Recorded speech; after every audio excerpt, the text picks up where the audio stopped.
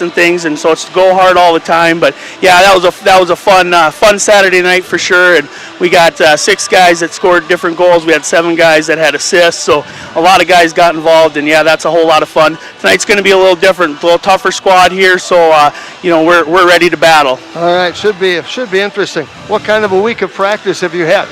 It's been pretty. It was a good week. We went out, we worked hard. We're shuffling a little bit with this COVID thing, so we got a couple guys at the JV level that were out. Well, that kind of trickles down. You gotta have enough bodies to put on the ice. So we are running a little short tonight. I have 3 extra guys that I'm going to bring up from the JV. Not really planning on playing them much, but if they need to serve a penalty, or Caden German, he's a big kid, so we put him on our second power play unit in front of the net, and so he's going to be there probably just for power play. And then Mason Thompson, he had a great game. So Coach Workus could grab me after the game and said, "Hey, let's dress Thompson. He deserves it." And that's what it's all about. We tell these guys every week there's about 6 spots we have to fill, and we have about 10 guys battling for those. So yeah. Yep. So you look back at last week's game. What did you like? What concerns do you have? Now you have a game under your belt. That should help. Yeah, no, it's a new system this year. We run a real aggressive forecheck. We have our defense, our pinching hard. So where we can get caught there is if we don't have our F3, our third guy high, to cover in for that D that's pinching, that leaves us vulnerable. Luckily, we got Owen McBride back there, to save us in a lot of those cases. He's just a rock star back there. So we can afford to give up a breakaway here and there, but really the goal is to prevent those. So. Okay. Now you weren't coaching this team last year, so you didn't go through the whole process of going through all these teams. So I suppose for you as a coach, it's a little bit, you have to rely maybe a little bit on the kids, maybe some assistance as to how to prepare for, say, an Oahe team tonight. I don't know if this is the right philosophy or not, but I'm a big guy. I talk to these kids about we control what we can control. I can't control what another team's going to come out, so we're just going to come out there every time and just go hard and do what we do best. What the other team does, obviously we may have to make some tweaks. I did have a couple guys that threw me some information on their forecheck a little bit for Pierre. Actually, I think our defensive zone coverage that we use really is, I think we'll be all right there. But definitely a tough team tonight, and we're excited to get out there and get some competition and see how our guys can battle. The kids really had a lot of energy last week, and they played the whole game with a lot of energy. Yeah, you've been out to our practices, and we have a lot of fun, a lot of high energy. We're always moving our feet, and that's really, we've really worked hard to, whether it's practice or games or our workout beforehand, just going hard all the time. We run a really aggressive system. These kids have had to get in really good shape, and, you saw that in that JV game. We ran 10 guys, 10 skaters, and, the system that we run, a lot of times you see teams that have short benches, they'll run more of a trap or a less aggressive forecheck, but we do what we do. All right, Evan Witt, of course, the head coach of the Watertown varsity team. What's the key for you tonight? Really just doing what we need to do, keep our feet moving. That's the big thing. Take away their time and space, and take advantage of the time and space that we have. I give, whether it's my defensemen or my forwards, they really have carte blanche to go out there and play hockey and make a play. If that means skating it all the way up, they skate it all the way up. We just got to make sure to get the puck deep. All right, sounds good. Are you having fun? Oh, having a blast. Sounds great. Having a blast. Good. Evan Witt, thank you much. Yep. Come up after the game. Sounds great. Appreciate it. Yep, have a good one, Jeff. You Thanks. bet. Okay.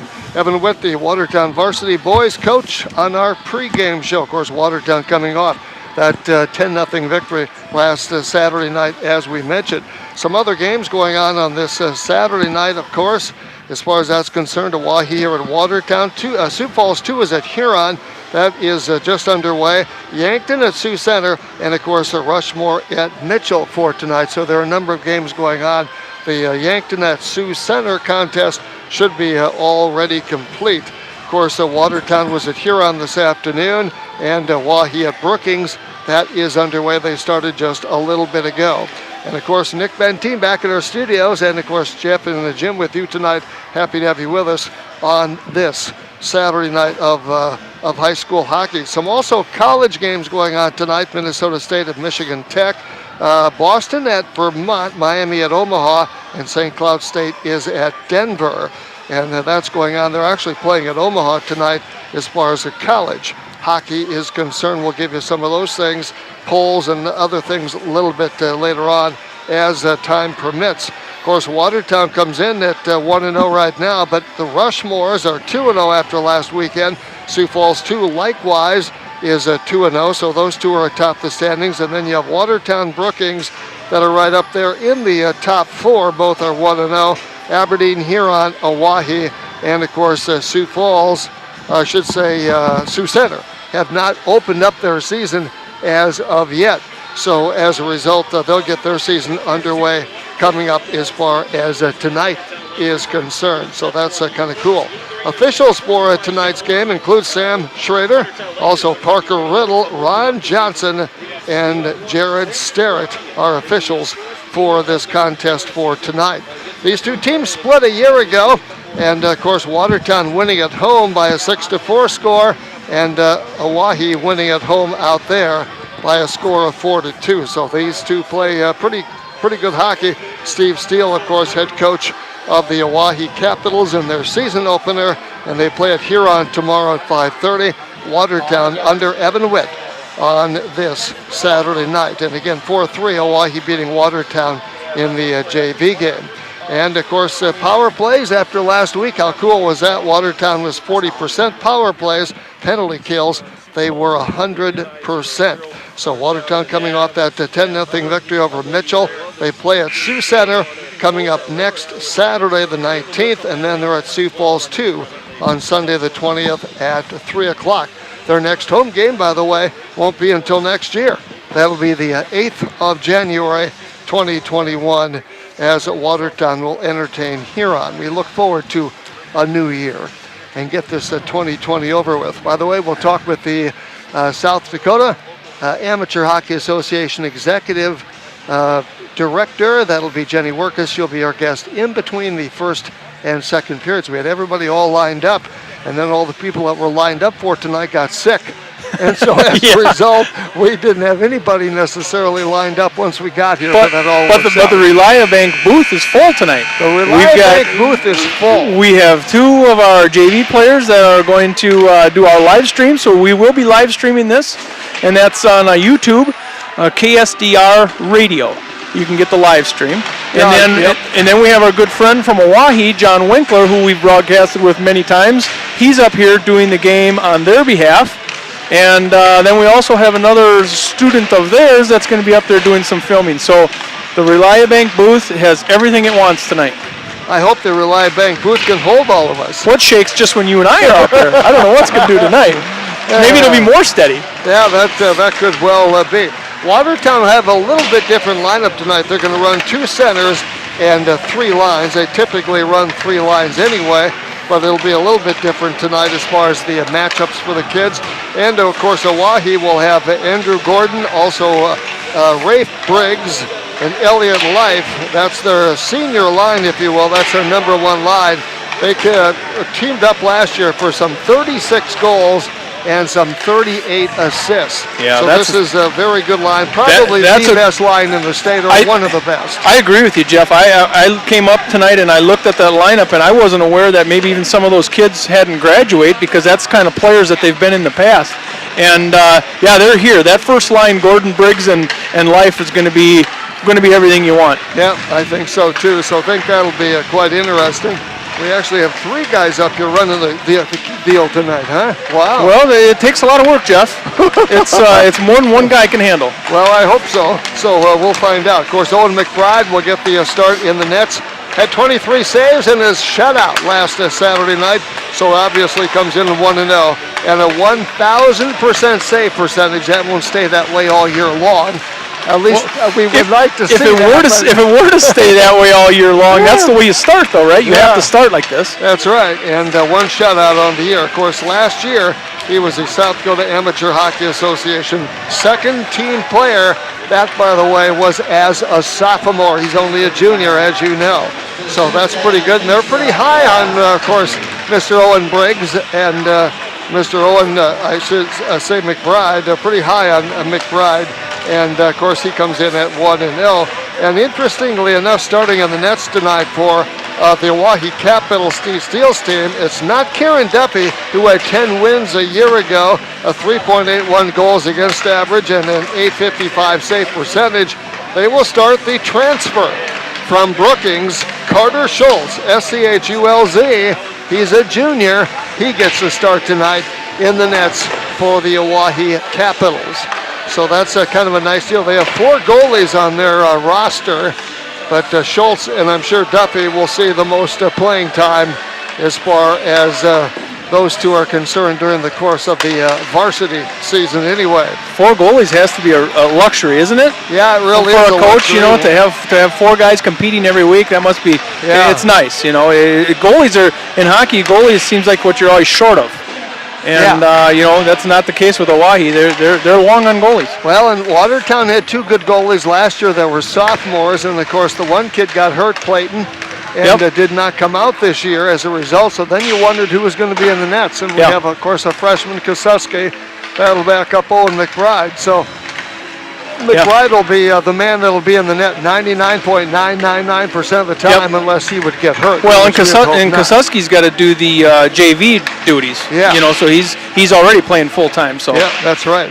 So anyway, nice to have you with us on our pregame show, about 6 minutes away from the opening faceoff. What they have done this year, of course, is they bring the kids out after they've resurfaced the ice, warm up, and then they play a game. So Watertown will be defending the goal to our right. And, of course, it'll be, as you know, the Oahe Capitals defending the goal to our left. So that'll be kind of cool. Oahe Capitals new uniforms this year, Jeff. Yeah. The bright green breezers and a little bit of different color on their jersey. They're black with some green and white stripes cutting through the numbers, which I don't know is ideal. It looks pretty nice, but to the announcers in an arena, sometimes it's confusing. But they do look sharp. Well, that's why they don't call us up and ask us, what would you do? Yeah, the announcers would probably be the ones that design a jersey, I would think. Yeah, I would think they would. So it'd be big, bold numbers. We know that. Bold numbers, exactly. That makes life a little bit easier to see. Well, and we've talked a little bit about that also as far as the girls are concerned. Nothing wrong with the girls. They're fun to watch and everything else. But so many of the girls, they create a little more of a challenge because they wear their hair a little bit longer, so they wear it down their back naturally, and it kind of covers up the number. It does. And, so depending on what the uniform is, sometimes it's a little bit tricky to know who's who. Yeah, and once in a while you'll see the guys one of the guys will have long hair. We like that because you can spot him. You don't even have to look at his number then, right? Yeah, so that's exactly right. Yeah, no, you get a Trey Allard, and when Allard's out there, he's got the long hair, kind of the bushy hair. You're right there, the 29 right there. But he's easy to spot because of the hair. Yeah, so that you can find him.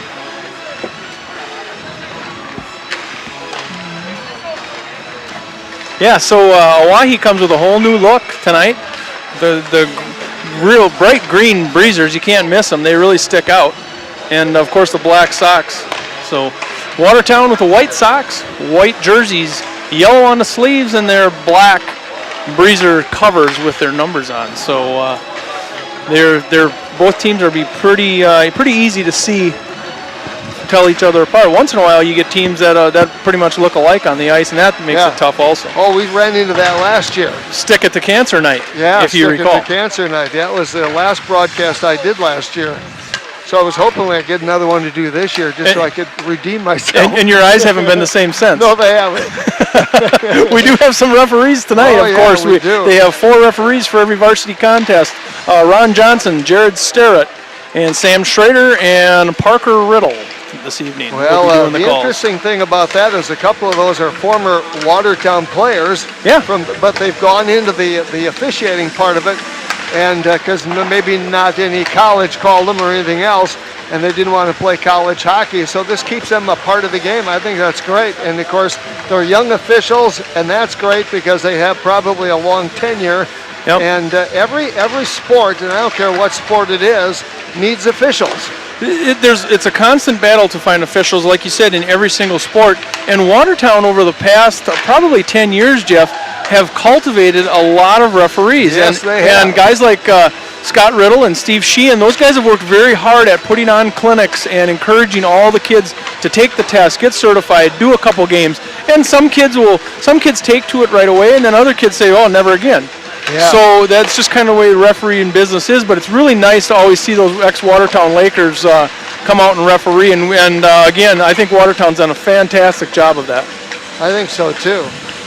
So we'll see how it all works out. Now the program that we had, I'm just going to look here real quick, see where they listed everything, because I believe tonight they list 22 as Isaac Pollock, or Polak as I like to call him. And I think that the number that we were given in the program was 52. So we'll see how that all works out. But we may have a little bit of a change there, but that could be the only real hiccup as far as this game is concerned. Changes are no problem for us. No, not at all. Not a problem. So he plays defense a lot. There's a kid that you'll recognize, Polak, and also, of course, Dre Burnt. And then, of course, they have Chris Schultz and also Cordelis. I love the name Cord. I think that's kind of interesting. Isaac is pretty interesting. And then you have, of course, Rafe Briggs, R-A-E-F. And then you have Elliot Life. It's L-E-I-F. L-E-I, of course, E-I in German is I. So they have some interesting names. But, they do. And, of course, there's a Wadeen on there. If you recall Spencer Wadeen, he was on the Capitals for many, many years, and he's gone on to graduate. And now we have his little brother Ryan is playing, and I think if I'm not mistaken, he did play a little bit last year. But he's a Wadeen, and he's going to be a good one. All right. So I've always called him Whedon. You're going to call him Wadeen? I think it's Wadeen. Okay, Wadeen. Gotcha. So we'll get that straightened out hopefully as the night. Say it how you want, right? That's right, because Oahe's here doing the game, so they'll never know. Yeah, that's right. Well, in the night, John Winkler, a good buddy. John knows how to pronounce him, of course. Yeah, exactly. So it should be an interesting matchup between these two tonight, and we're glad to have you with us for Friday Night High School, of course, hockey, all brought to you by Crestone Companies.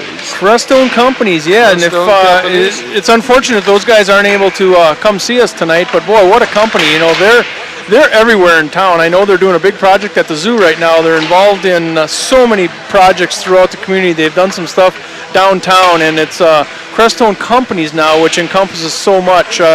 We'll have to get Eric up again to talk to about it, but what a company that's really doing a great job in Watertown and constantly giving to Watertown at all levels. And the gentleman, or the company we had on last week, Pizza Ranch, we'll get Ross Olson on, and I talked to him this week. We'll get him on in a future intermission and talk to him a little bit about Pizza Ranch too, because we like to do that with our game sponsors. So we look forward to this matchup tonight, as we'll get 17 minutes up on the clock and get this game underway, as we mentioned shortly. You notice tonight, Jeff, the goalies, they must know each other. You know, a lot of these guys play in the summer and so forth, and they were on the red line. They warmed up together tonight. Yeah, nothing wrong with that. That's good to see. Yeah, it's good sportsmanship. So we look forward to it, and look forward to having you with us tonight on 1480 KSDR.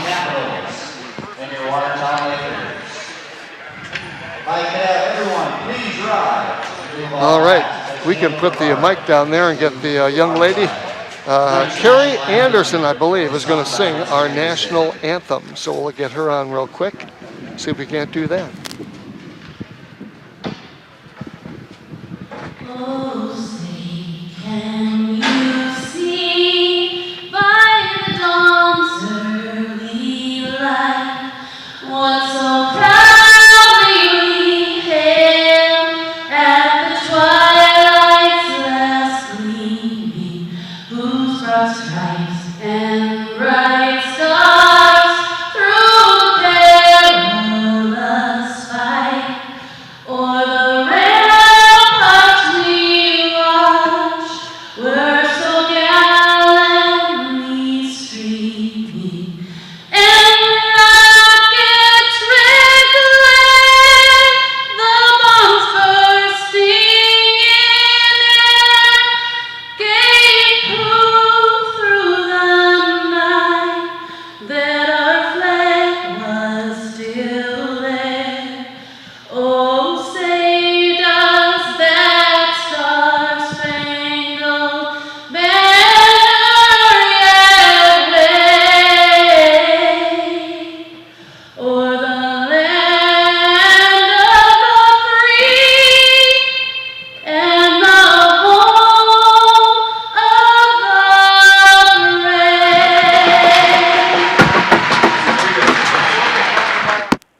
Nice job by Carrie Anderson singing the national anthem live tonight. We got a great crowd here at the Mace for this high school hockey game brought to you by Crestone Companies.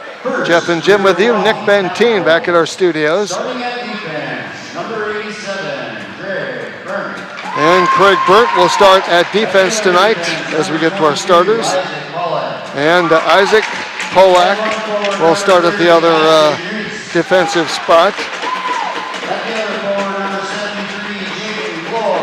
All right, Floor starts tonight along with Canand Howard, and also, of course, Ashton Greasy will get the start tonight for. And Carter Schultz, the transfer from Brookings, gets the start in the net for the Oahe Capitals.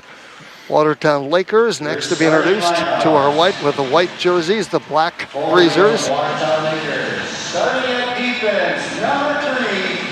Parker Sheehan gets a start tonight on defense, the senior.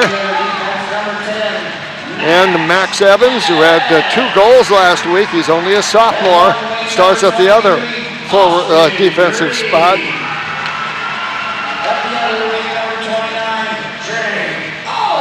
Trey Allard starts tonight, Austin Green. And Blair Boomsma. This is a little bit different lineup than they had last week, but Allard, Boomsma, and Green get the start tonight for the Watertown Lakers. Nice to have you with us. Saturday night hockey, great crowd here at the Mace as we get set for this high school hockey game. We'll talk again with Jenny Workus in between periods. She is the executive director of the South Dakota Amateur Hockey Association. She had that role plus the role here last year. I'm not sure how she did it all. Now all of our efforts are going to South Dakota Amateur Hockey Association, and what a good organization that is. Yes, it is. So we appreciate having her coming up in between periods. So it'll be, of course, starting here to set things off. And we go with, of course, Greasy right to start things off. Wins the draw, dumps it into the Lakers zone. Parker Sheehan goes back behind his own net to come up with that puck. Oahe gets to it. Skates here, they put a shot on goal, and of course it gets knocked off, that time by Burnt from the point. Some physicality going on over in the corner there to start with. Boomsma was in on that, and Allard over there kind of got a little physical, and Owen McBride had a shot at him right away. So he, of course, is in the nets tonight. We'll have a face-off to his right. As these two teams, and of course out there right now is Kyler Kranz. I think he's going to come off here. He will be the center for the second line. And off the face-off, Lakers win the draw. Ostead dumps it into the corner. Workus is back there as well. And Boomsma gets called 2 minutes for roughing. Yeah, that was over. That started over in the corner early on. Right after the face-off, it started, and they did get Boomsma for 2 minutes. That's 16:45 of the first period. So Oahe goes on the power play right away. First shot right on goal. Second shot as far as Owen McBride is concerned. We've talked about it before. It's nice to get those first shots. Owen's had 2 pretty good ones at him so far. Franz is out there right now in the face-off circle. And let's see, Watertown comes up with it. They'll break up ice to the blue line. And in over the line, of course, that's Max Evans. Evans takes to the corner near side, comes back with a puck, skates in, had it knocked off his stick that time momentarily. Picked up, of course, by Oahe back behind their own net. Lakers get it, put a shot on, that time side of the net, kicked out that time by Schultz. Comes back out to the point, and of course the Lakers right there coming up with the puck right at the point. That was, of course, Tom Foley. Another big hit at center ice that time. This is going to be a physical game, and they're going to have to call it closely, it would appear. It's Kyler Kranz that took that check pretty hard.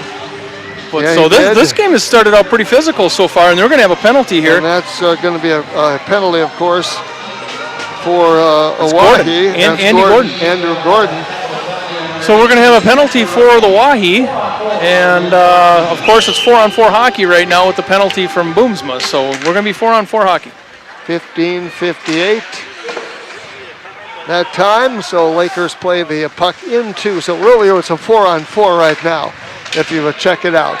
Backhander that time by the Lakers, and that of course was Bollinger. Bowling, shouldn't say Bowling Aaron, his shot blocked that time, puts a shot on that goes a little bit wide. Allard puts a backhander on that time, wouldn't go. Played by, of course, one of the Oahe players. And that was picked up, of course, by Gordon back out to the point. Sheehan takes a big hit that time from Mitchell. That's Beestrom. And it comes off here, taken away from Leaf in the center ice area, picked up here by Briggs. Briggs along the near boards into the Lakers zone.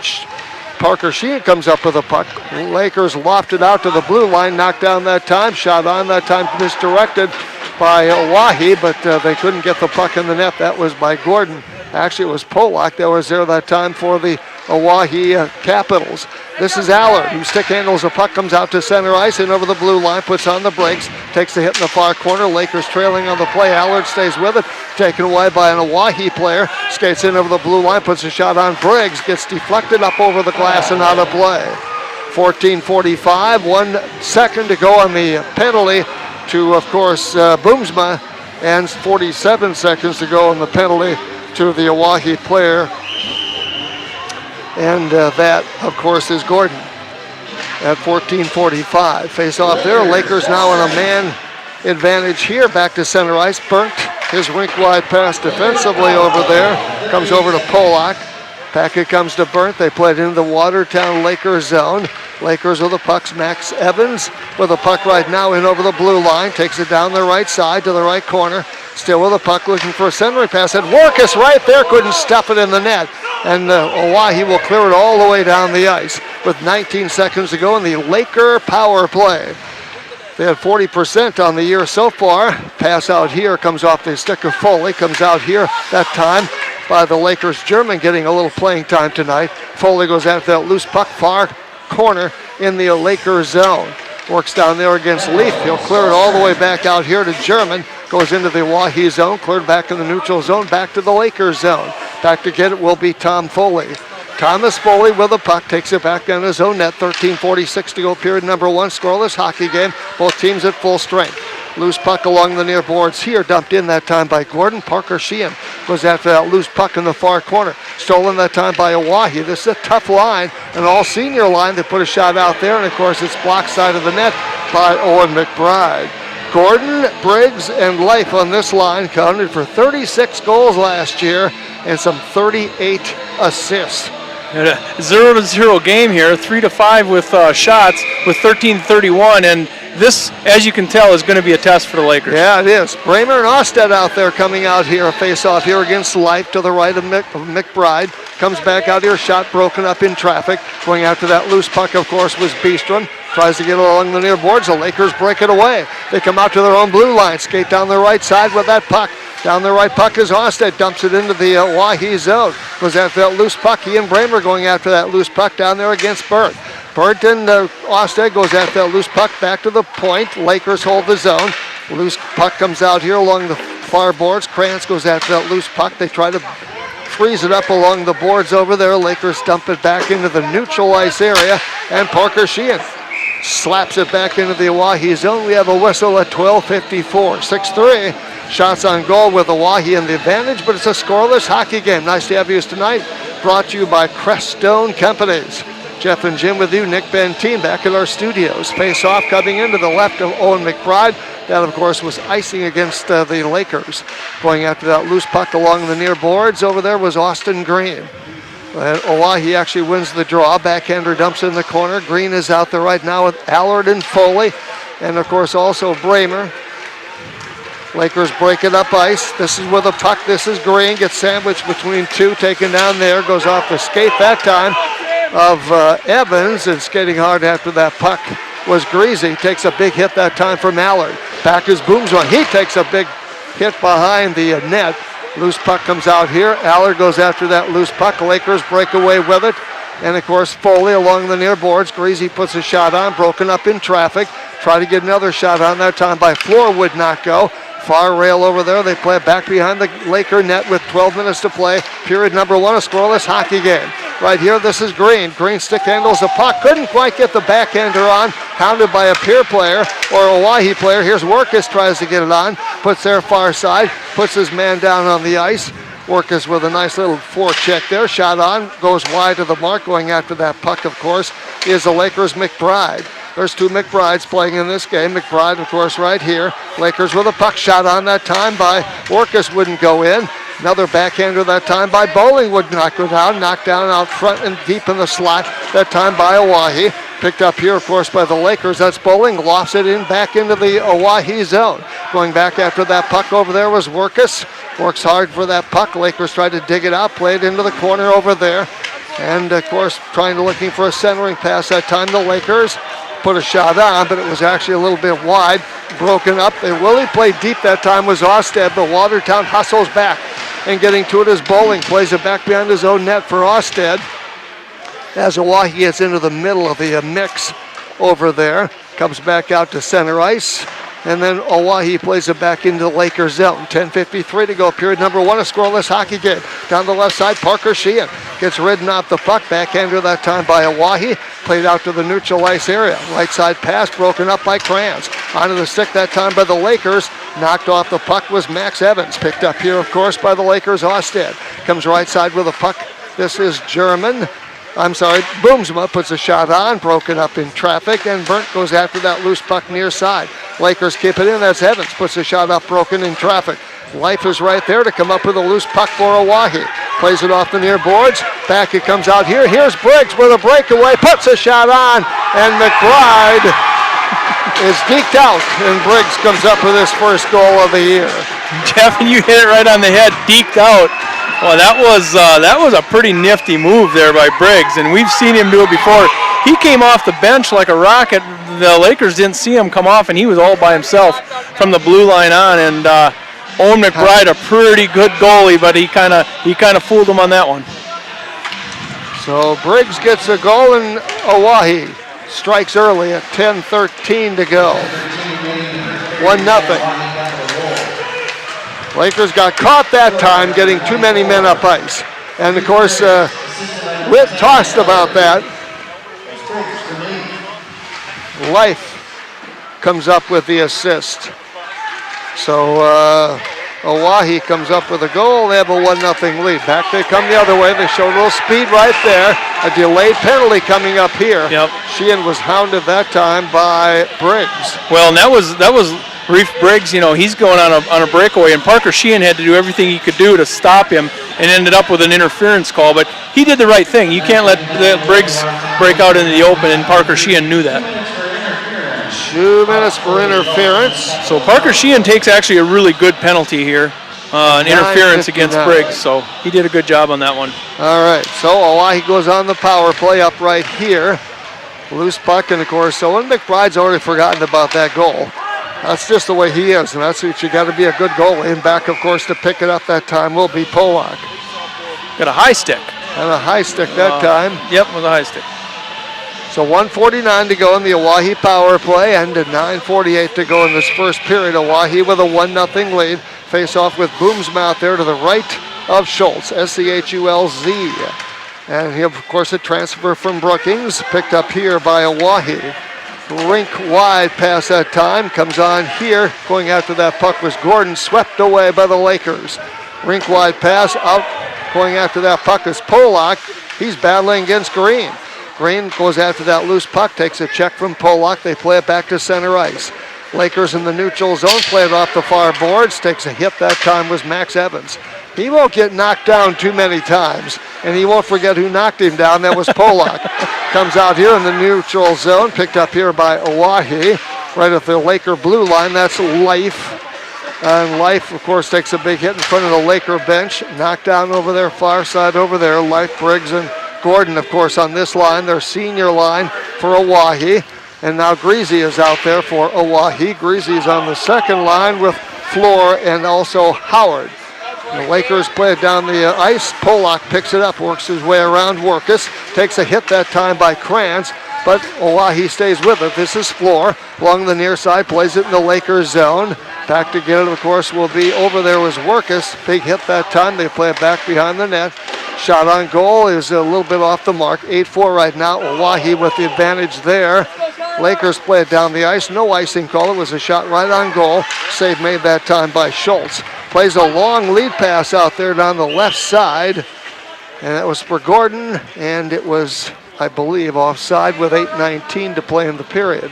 20 seconds to go on the Oahe power play. Parker Sheehan on the penalty box. You talked a little bit about Max Evans getting knocked down, and there's a few kids on this Oahe team that'll, if you're not looking, they'll do it.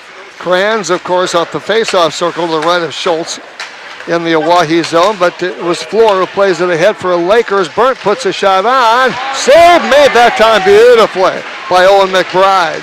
He did the trick that time. The Lakers with a lot of pressure, and of course, Pierre with the heavy pressure shot on Floor. He looked for a 2-on-1, deked his man out, but guess who recovered? McBride. 7:54 to go. Lakers running into a little buzzsaw right here as, of course, Oahe keeps a lot of heavy pressure on. Play it back, shot on, kicked out that time, save made. Lakers kick it out. Another job there, and we have another whistle. Owen McBride's doing his thing. He's made right now 10 saves.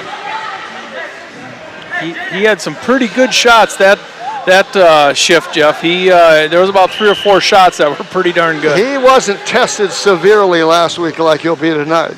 Of course, Greasy out here for Oahe that gets it back, of course, to a teammate out on the line. Defensively, that would have been Cord Ellis. Loose puck knocked down, loose deep in the slot. Circling around, shot on that time. Save made by McBride. Nice shot by Keenan Howard there. He was going to his left, and went to his forehand and slid it off the tip of his stick. That was a pretty good shot. That was. 7:26 to go. 12-5. Oahe's outshot the Lakers. They lead on the scoreboard 1-0. Out the faceoff comes back out here to the point. Shot goes wide. Trickles along the near side. Oahe gets to it. Floor plays it back out here. The Lakers take it away. They'll play it out to center ice area. Picked up here, of course, by Briggs, I believe. And then Oahe's Greasy went back to help out also. Oh, off to a quick pace, isn't it, Jeff? With 7:10 left, this thing is up and down, and a lot of really good shots being shot, especially by Oahe. Yeah, Kranz out there right now. To his left is Austed. To his left is McBride and Austed on this line. Lakers win the draw play in the Oahe zone, but back to the neutral ice area. The Lakers, this is Bramer with a puck right now. He had Kranz trailing on the play. Bramer stayed with it, nicely done. Off it comes to Kranz, goes around a player, but he got separated from the puck. 3 players go down in the corner. Comes back out here. Sheehan puts a bullet on that goes wide. Caroms to the far side, and Bowling gets to it there. And he takes the puck away from the Pierre defender, looks for a centering pass, had a man there. That was Haller, tried to dump it in, couldn't do so. Oahe plays it back to the neutral ice area, almost, and how they do. Trickles over the blue line, the Lakers zone. Parker Sheehan goes back to get it. Backhander comes out to the blue line. Big hit that time by Bowling. He and his Oahe man both go down. We're gonna have a penalty here on Bowling, and he's gonna get him for. Is that a boarding, Jeff? I think that's a boarding call. It was a kind of a quick hit over there, and the Oahe player turned his back, and Brayson couldn't hold up, and he's going to have a. 6:26 remaining, first watertown penalty number 23, 2 minutes for holding. Well, they're going to get it for holding, so it's not going to be a boarding, which is good for the Lakers. So it's going to be just a 2-minute penalty here at 6:18, and Oahe comes up with a score here, Jeff. I looked down to write down the penalty, and I missed it. That's the way it always happens, right between the circles. They caught Owen McBride that time, and that's going to look like it's going to be the assistant captain's maybe going to get that one, Elliot Leaf. Or Life. Leaf? Life, actually. Life. It is Life. L-E-I-F. Yep. So he's going to get that score. And he's clearing something up with the referee here, and they're going to get ready to face off. I think they're trying to clear up maybe who got that one. There's another discussion here at center ice between the captains and the assistant captains. It looks like they got it all ironed out. They're ready to go. So Oahe with a 2-0 lead, 6:11 to play. This is number 1.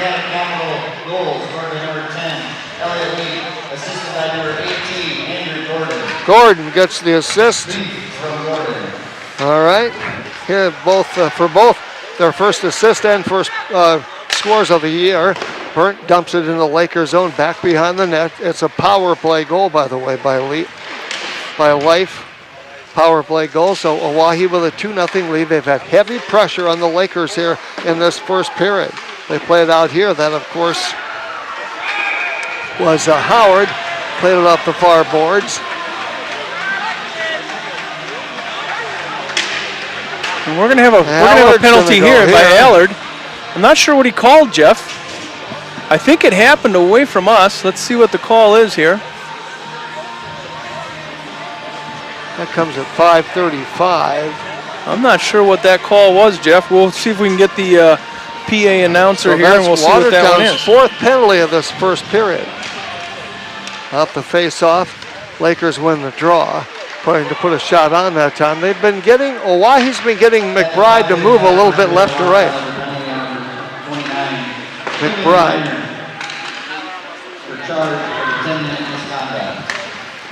That was charging, Jeff. So be 2 minutes for charging against Allard. So the Lakers will be a man down here for the next 2 minutes.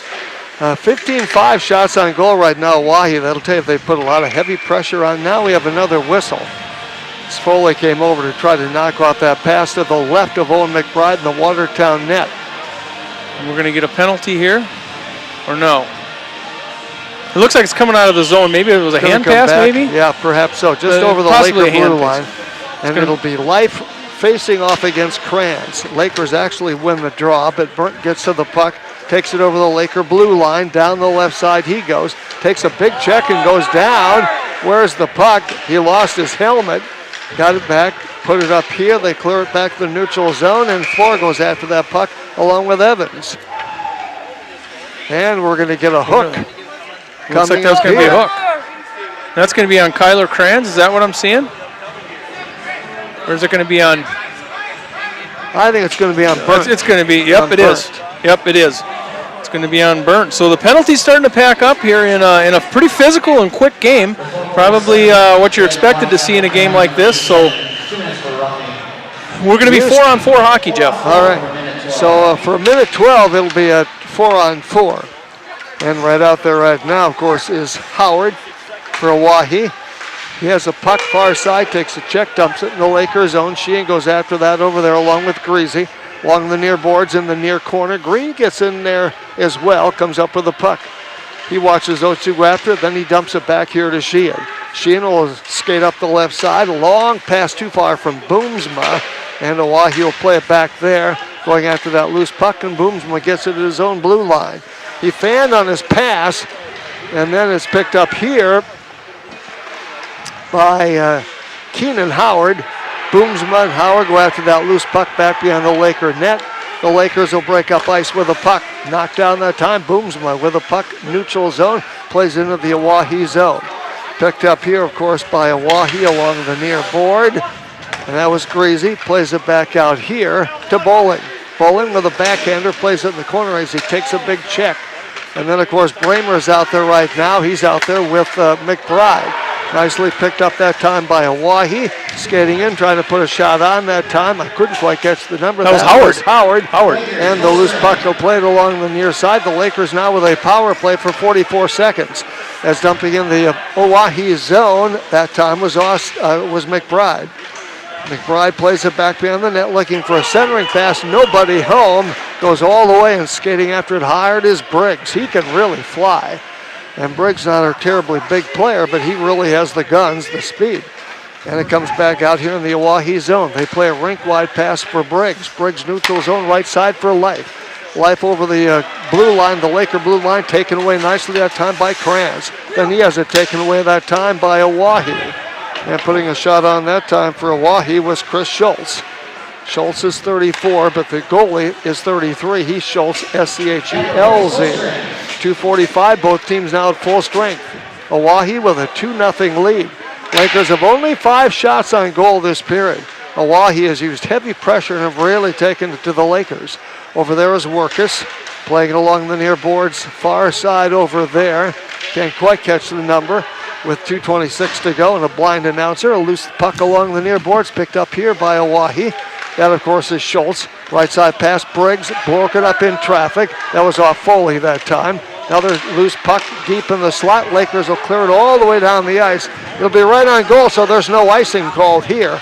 And Schultz goes back to get the puck, and Foley providing the pressure. Plays it far side, picked up by Workus. Workus with a puck in the corner in the Oahe zone, looking for a centering pass. Nobody there, going to get it as Green, weak side. Puts a shot out front. He found Workus. Workus goes off his body, goes back behind the goal, picked up by Schultz. Plays it, takes it down, picked up here by Oahe along the near boards. 1:47 to play in the period. Bowling with a shot on. That gets kicked out that time. Rebound comes out far side, too far for Parker. Back to get it, of course, will be the Lakers. They'll sweep it away. They'll play it off the near boards. Picking up that time, though, was, of course, Beestrom. They play it out here. It's picked up by the Lakers, Boomsma. Boomsma with the puck in the far side, in the far corner. Pete leaves for Sheehan, who gets taken off the puck. Loose puck rink wide, comes over here. Going after that puck that time was Osted. We have a whistle at 1:18. We're going to get an elbow in the period. We're getting an elbow. That hit against Sheehan was a pretty good hit. That was by Jaden Floor, but they're going to get him. Said his elbow was just a little bit high. You keep those elbows down, that's a pretty good hit. So we're going to have a power play here for the remainder of this period. The Watertown Lakers are going to be on the power play here. 5-on-4 hockey. 1:18. It'd be a good time to capitalize on something here for the Lakers and try to get one on the board just Get a before little momentum back, before the period. You're right. So going for them is Devin Dotson. He plays on the fourth line for Oahe. Lakers take it away. Green with a wraparound. Schultz makes the stop, then comes out and covers up the rebound. It looked like Green was kind of nonchalantly skating around the goal like he thought he was going to deke him out and then stuff it in, but Schultz got the rebound and hung on to it. Green handles the puck so well, and he does. He kind of puts you to sleep in slow motion, but when he needs to shoot, his stick is usually there, and that's what he was trying to get in. So face off to the left of Schultz, and it'll be Kranz with to his left, of course, Green. Comes out here beyond Foley, picked up here by Briggs, who can fly, but the Lakers take it away deep in their own zone. 1 minute to play.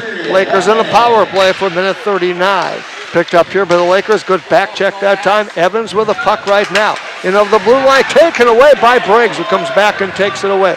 That might have been, yep, it was Briggs. Yep. Far side over there. Going after that puck was, of course, McBride. He got a little carried away that time and got out of the net, but Oahe didn't have a chance. They play it back in, and back to get it will be Boomsma. Actually, it'll be Evans. They'll get it with 29 seconds on the clock. Sticks it ahead, just shovels it ahead around Life that time. Then takes a big hit, and he puts a man down that time. And the shot on is by Krantz, a little bit off the mark. As Foley puts a check on his man, the Oahe man in the far corner over there. Over there is Boomsma. And looking for a backhand of that time was Green. Then the rebound, they score! I think it was Krantz. I think it was Krantz that'll get the goal, but I'm not positive. Jeff Green came in the pile there and took somebody out from Hawaii, and I'm not 100% sure this goal's going to stick. Yeah, I'm not either. The whistle blew. The referees are going to get together here and see what happens, but there was a pretty good skirmish, started by Green, I believe, and Oahe didn't appreciate it.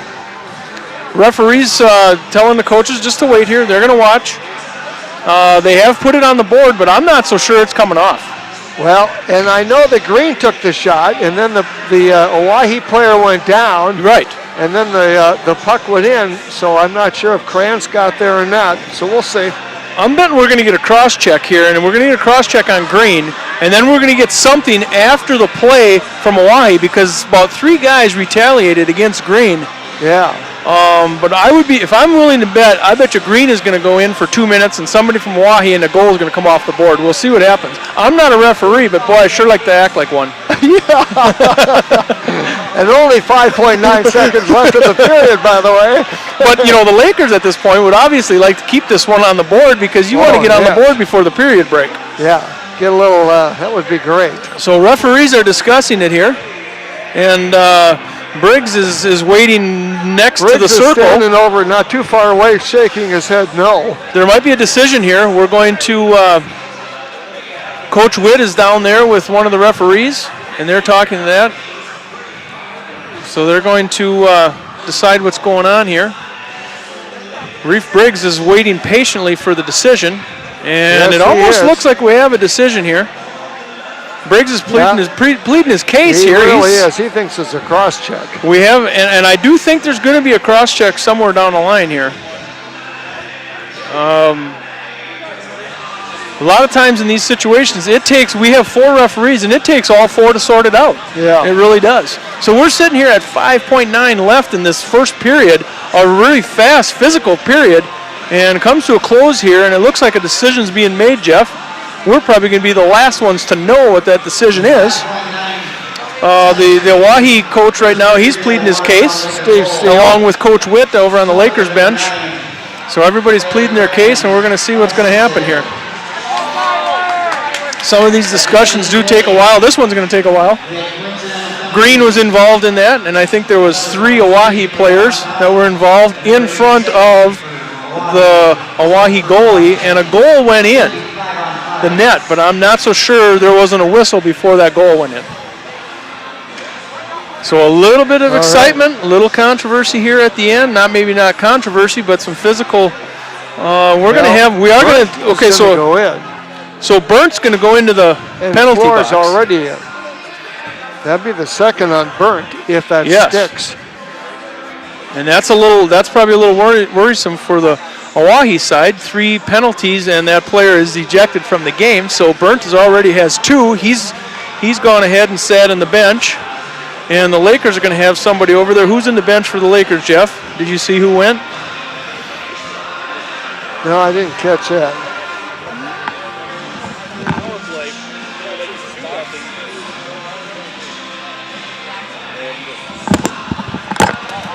So at this point for the Lakers, Allard's in there, and so is Green. So we've got 2 players in for Watertown. So we are going to have 5-on-5 hockey, I think. Oahe right now only has 4 players out there. Yeah. But they are going to get another person out there, so it's going to be 5-on-5 hockey. That would be life. Thank goodness for our PA announcer, Jeff. He's going to tell us what all happened, right? Yeah. So they're going to drop the puck. Goes left side here. They'll hold it. Schultz will, and that'll end the first period. They did drop the puck, and they kept the goal on there, though. Yeah, so they kept the goal. So we have a 2-1 game. I thought for sure that was going to be taken off the board, but it was not. 13 saves in the contest for Schultz. The period ends at 2-1 Oahe. 15 shots right now for Oahe, 13 shots on goal for Watertown Lakers. So it is pretty much a dead heat with the Lakers finding a goal right at the end with 5.5 seconds left. So we'll see how this all gets ironed out. The referees are down front. They're still talking about it. And the call has already been made, so nothing will be changed. I think they're just talking about this for their own use. All right. That's a tough one for referees sometimes. You know, there's so many things going on there at once. And sometimes 4 referees, not even enough. All right, so let's see. But we still don't know who got the goal.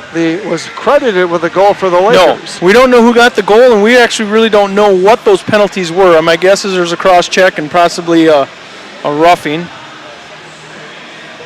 We will see what that one is.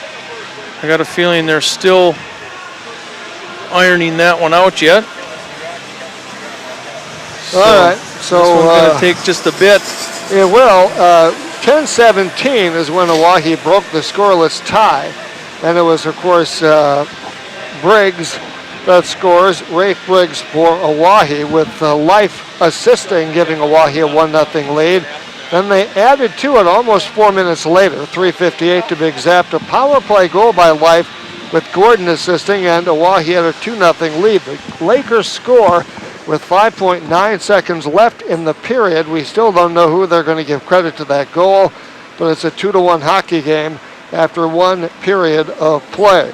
And of course, the saves so far, it is 13 saves for McBride and 12 saves so far for Oahe's Schultz in the hockey game. Hello there, young lady. Hello. How are you doing? Good, how are you? We are, of course, talking with Jenny Workus. She is the South Dakota Amateur Hockey Association Executive Director. You had actually that same title with Watertown last year.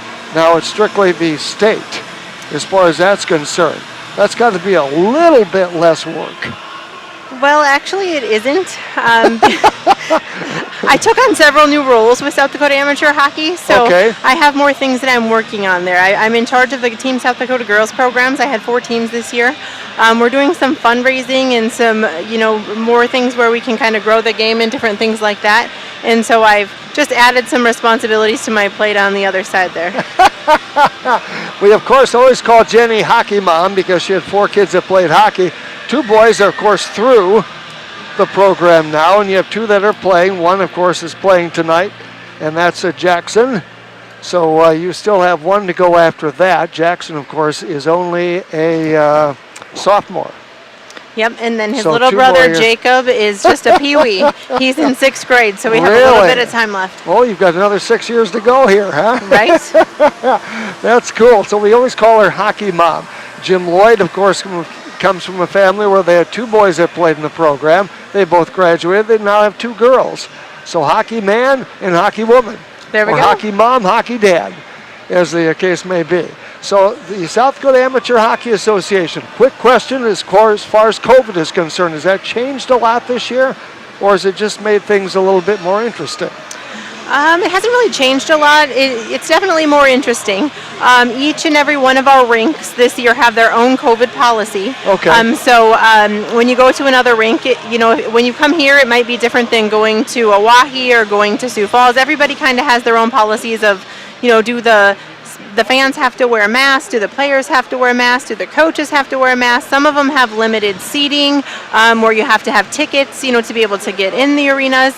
Each of them are a little bit different, and they change. We've had changes. This is our 3rd weekend of league games, and we've had changes both weeks. So we kind of update our little chart weekly just to make sure everybody's in the know of what to expect at the rink they're going to for the weekend. So we make sure that everybody's following the policies and keeping all of our players and coaches and fans safe. The main thing we're trying to do is keep everybody safe, and of course we hope that we get all the games in this year. There is roughly 1,000 hockey games, and our huge goal is to get every single one of them in, because we know what happened last year at the end. Those really important games didn't get played. It was super sad. So we're doing everything we can to make sure that we get all of our games played this year. And so hopefully, our players are keeping themselves safe, when they're not at the rink, because that's kind of part of it too. We do have only one association so far that has had games that have had to been rescheduled for COVID, so we're going to knock on wood here a little bit for that. But we've had quite a few of our referees that either have had COVID or they have a sibling that has COVID, or they're a player and they were exposed from somebody on their team.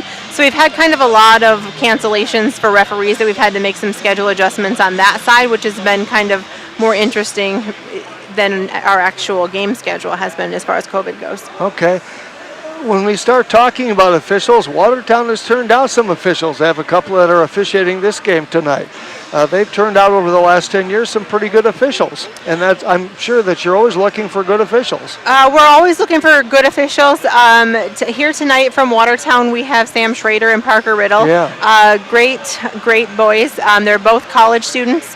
Officiating is a great way to make money when you're a college student, because you go to school all week, you can officiate on the weekends, you set your schedule, because the way it works is, we have a master schedule. You go in and you request what games you want to do and where you want to travel to and things like that, and you just tell me when you're available, and then I go in and make sure all the games get covered and put you in hopefully a spot that you're okay with. And they get paid really good money as college students, and so we do have great referees all over South Dakota, but we do have some really good ones specifically here in Watertown as well. All right. So there's always a need for more officials, right? Absolutely. It's a great way to stay close to the game after maybe you graduate or whatever the case may be, and earn some good money at the same time. Absolutely. Yeah. All right. And you're in charge of the officials. Well, I wouldn't say in charge of the officials. I'm in charge of scheduling Scheduling the officials. There we go. Yes. I'm yes. sorry. So I'm the one who looks at all those requests and makes sure that we get all of our games covered and assign them to which destination they're going to for the weekend. So I do know a lot of officials this way. I can say that for the first time ever, I felt like I could have passed the ref test this year because Jackson is an official. And so I kind of sit there and watch him take the test and, there's an open book test. So if he has questions, Shane and I will help look them up in the book if we need to. And for the first time, I'm pretty sure that I would have been able to pass. It's not as easy as people think. Oh, no. It's hard. No. Well, I could never be an official because I couldn't skate backwards fast enough. Well, I couldn't be an official because you have to skate, hold your arm up in the air, and blow your whistle, and then you have to remember until there's a stoppage of play why your hand's up in the air and why you blew the whistle and who it was for, and there's too much stuff to remember. Oh, yeah, and I'd say, I don't know. Right. Hey, who you scored this goal? Who was it? What's your name again? Oh, that would be interesting. So what are the some interesting things going on in hockey? Hockey, I think, is as popular as ever. We have a couple of less girls teams this year. Rushmores don't have a girls team, so I think there's probably about 7 or 8 girls teams, or are there 9? Rushmore has a girls team. They just have only girls JV and not girls varsity this year. Just like how Watertown only has girls varsity and not have JV. So we are down a couple of girls teams. I think we're down just the one at varsity, the one at JV, from Watertown. And then we're also down a 14U team from here on. So it is down a little bit. We may see it to stay that way next year. I think we'll have a few more. I don't know if we'll have, teams coming back at the varsity. I don't know what, Rushmore's intentions would be. But coming right on after that, there's a lot of girls. And so we actually just a couple weekends ago had a South Dakota Amateur Hockey Girls Weekend, and we had 200 girls at one time at the Iceplex. And so there's lots of girls coming up, and most of them right now are about 14 years old. And so it's as long as we can keep them interested and excited about hockey, there's good things coming in the pipeline for girls hockey. Okay, that's great. Watertown, of course, will host the varsity girls tournament this year. That'll be in March. That's correct, the first weekend in March. Yeah, which is great. That's always good. Do you bid on that? How does that work? You don't. It's the girls varsity and below is assigned. It's kind of on a rotation. This year we kind of got it by default. We actually had a different tournament we were supposed to have in the rotation, but when associations don't field certain teams, sometimes there's a shake-up of different things, and so that's how we ended up getting girls varsity this year because it wasn't actually our turn. The boys varsity is a bid process, and so you have to submit a request in the summer for that. And there's all kinds of restrictions. For the boys varsity, you have to have a certain amount of seating, hotel rooms, things like that. So there's only a couple associations that can actually bid the boys state tournament. I believe Ohae, Brookings, and the Iceplex are kind of neck and neck on that seating capacity. So those are the 3 that could bid. This year we actually didn't bid because of what happened last year. We just felt it wouldn't be fair to rebid it and not let Sioux Falls have a fair shot at having the tournament. So it just went back to Sioux Falls this year so that they can see a complete tournament. So when we start looking at bids and things like that, seating capacity, what do you have to have? What do you consider seating capacity in order to be eligible? The boys varsity is 1,250. Okay. And what would this particular venue hold? 750? I'm going to tell you, it's like 990, but that's like stacking them on top of each other. That's and it's using the mezzanine part over there that's blocked off right now. So in the seating area is probably about 700. Okay. Yeah. All right. So that's interesting to know. So, because I'm sure a lot of people go, why don't you just put in for it? And there's a lot that's involved as far as getting a tournament. There is a lot that's involved with the varsity tournament. And I mean, the girls and the boys varsity, there's an awards banquet. It's a big off-site, banquet for the kids. There's usually a speaker, things like that. There's just a lot more preparations that go into a varsity tournament. So you have to be willing, to put in that extra work, plus also be able to, accommodate all of the requirements. So do you get involved as far as that's concerned? Is your involvement in that too, if they get a speaker and all these other things lined up? The program itself, the host association does, but as the awards banquet, all of the awards and that type of stuff, yes, I'm in charge of those. So I help the coaches get their Hobie Baker awards. I'm in charge of getting the trophies, the league champion medals, the all-state teams. I kind of, work with the coaches and the captains, to get all of that type of stuff too. So I'm required to go to the girls varsity and the boys varsity awards banquet. It's two of my most favorite things to do in a year. It's great to go there and see all the kids. Okay. Now, there are a lot of other people in the pipeline, if I can use that, around the state that maybe work under you, that type of thing, but there's a lot of other people that you don't do it all, and let's give some of those people some credit also. Okay, so South Dakota Amateur Hockey has a president, and these people are volunteers, so at least I get paid a little bit to do this job. So our South Dakota Amateur Hockey president is Randy Honkamp. He's from Brookings. Yes, our vice familiar name. Right? Yeah. And our vice president's actually up in the top row over there, the third one in with the Twins mask on. His name's Tony Life. His son is number 10, Elliot, from Oahe. Our treasurer is from Aberdeen. His name's Jeff Scheel. And then we have Mike Hunter, the secretary from Huron. Our league director is Dan French from Rushmore. We have lots of other great people on our board. We have a risk manager, we have a registrar, we have South Dakota Amateur Hockey has a board of a great, huge amount of people. There's somebody from each association that's a delegate on our board. Lucas Deutsch is our voting delegate, but we do have a lot of behind the scenes people that do a lot of different things every single day to make this happen. Good. Anything else you'd like to add real quick before we let you go? Sure. South Dakota Amateur Hockey is doing a scholarship this year. The Torontos has had a scholarship for a few years, and they have decided a couple years ago that they were going to kind of switch gears there. And so South Dakota Amateur Hockey this year has taken over the scholarship, and moving forward, we're going to be awarding the scholarship. So we're doing a fundraiser. So in all 11 of our hockey associations, there's raffle tickets that people can get for $20. It's a kind of like a calendar raffle. So there's 12 prizes, and the 15th of every month, January through December next year, we're going to be giving away those prizes. So if you're in Watertown, contact one of our board members to get raffle tickets. If you're in another hockey association, we have them there. And if you're not anywhere near those, go to my website at sdaha.org and you can buy raffle tickets there, or you can just make a donation, a tax-deductible donation to our scholarship fund and help our 109 seniors this year. All right. Jenny Workus, thank you for all you do for hockey. Thanks, Jeff. For coming up. Thank you. Appreciate it very much. We'll get her on later on in the year also. She does a great job. We call her Hockey Mom. And of course, Jim Lloyd is Hockey Dad. Never short of words, Jenny Workus. Scored by number 9. Okay. We thank her again for all she does. Oh, she does a great job. She sure does. So do we find out who got that goal? We did. I went down right away, and Kyler Kranz is credited with the goal.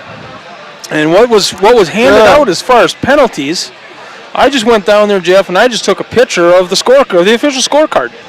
So we had Green got a cross check with 5 seconds left, and then number 87 is that Burns. Yep. Burns, he got a cross check also. Burns. So those two guys are going to sit. But I think we're going to be 5-on-5 hockey. So that's what the official scorecard reads down there. Is 2 cross checks, 1 for each side, and a Kyler Kranz goal. All right.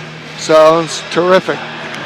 Yes, it's always fun to get Jenny Workus on because she's been involved with hockey for so many years, and she knows what's going on, so we appreciate all she does. And she loves to talk about hockey. Oh, yeah. And it's great, because somebody has to do the kind of work that she does at the state level, and she makes a SDAHA, she makes it click, and, hats off to her. All right, so we will have facing off here. Who's that guy for Pierre? For Oahe, that looks like Greasy working here. Of course, looks like Greasy, he has, to his left, Howard. And, of course, now Oahe is defending the goal to our right. Watertown, obviously, to our left. Both teams now farthest from the benches. Max Evans had a poked off his stick, picked up here, of course, by Foley. Backhander to the blue line. Oahe plays it off the near boards into the Lakers' blue line, back in the neutral zone. As Boomsma goes after that puck, as does McBride. It goes back in the Lakers' zone. Working hard with it is Greasy. and they put a shot on. They knock the goalie off the into the net and off the goalie's moorings, so we'll have a stoppage in play here at 16:29. Owen McBride takes his helmet off here. The entire goal went all the way back to the boards. Yes. So, you think about all these other players taking hits. Goalies take a lot of hits in these games. And Yes, Owen they do. McBride kind of took one there. He stands in there. He has to stay there to prevent the puck from going in, but a lot of times the goalies take some pretty good shots. All They're right. facing off, but Face Owen's off. not ready. He doesn't even have his helmet No. on yet, so we're going to Face-off wait will here. come over the blue line in the neutral zone.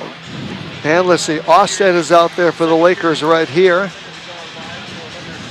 Bowling is out there defensively. Now we'll have the face-off coming. And that was Kranz in the face-off circle. Played back in the Lakers zone. They play it back to the neutral ice area, but intercepted, picked up that time by Oahe. That, of course, was Cord Ellis. Ellis lost the handle in the Lakers slot, picked up here, of course, by the Lakers. That's Austin. Lost the handle, gets it over to a teammate at the blue line. They'll play it in the neutral zone. Hawaii plays it back in the Lakers zone, and McBride stops it there. Just underway with a minute gone here in period number 2. It's a 2-1 hockey game right now with Hawaii leading by a goal. Along the near boards, Austin and Kranz battle for that puck over there against a Peer player. I still want to call him Peer. I'll do that till probably the day I die. Sorry. Floor over there, and he goes after that loose puck. I just can't say Oahe like I can say Peer. I don't know why. Just a mental thing. When you get to my age, that's what happens. It's picked up here by Kranz in the neutral zone. Now picked up here by Austin. Plays it into the Oahe zone.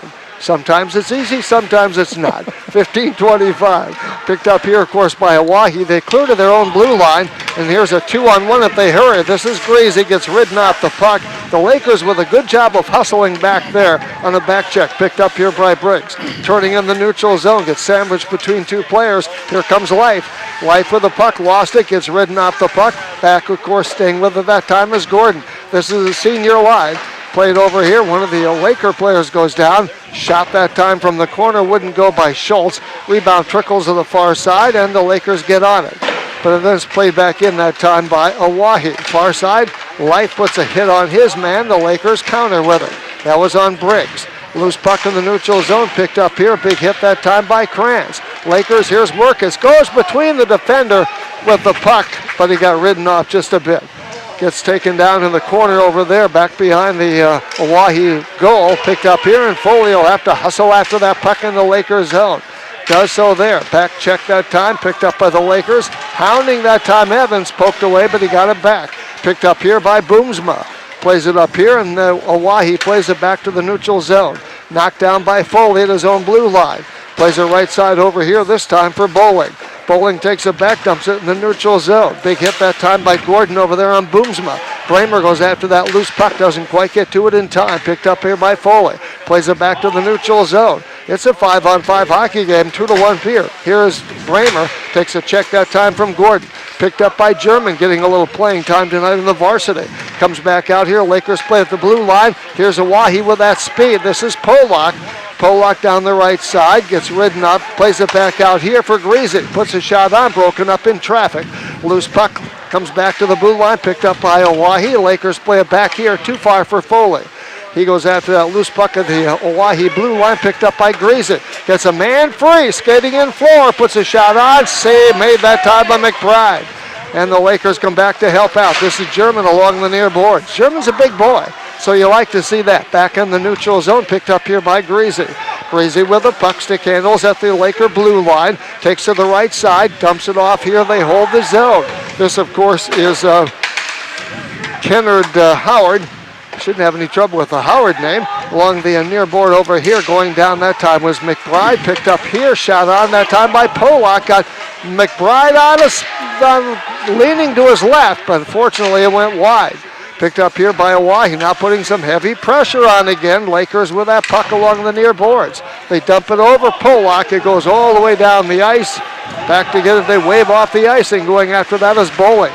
Puts a stick on his man, but doesn't get to it. They play it back to the neutral zone, and going after that is McBride. Plays it back to the neutral zone off the board, trickles into the Oahe zone, and back to get it is Gordon with 12:24, still a 2-1 hockey game.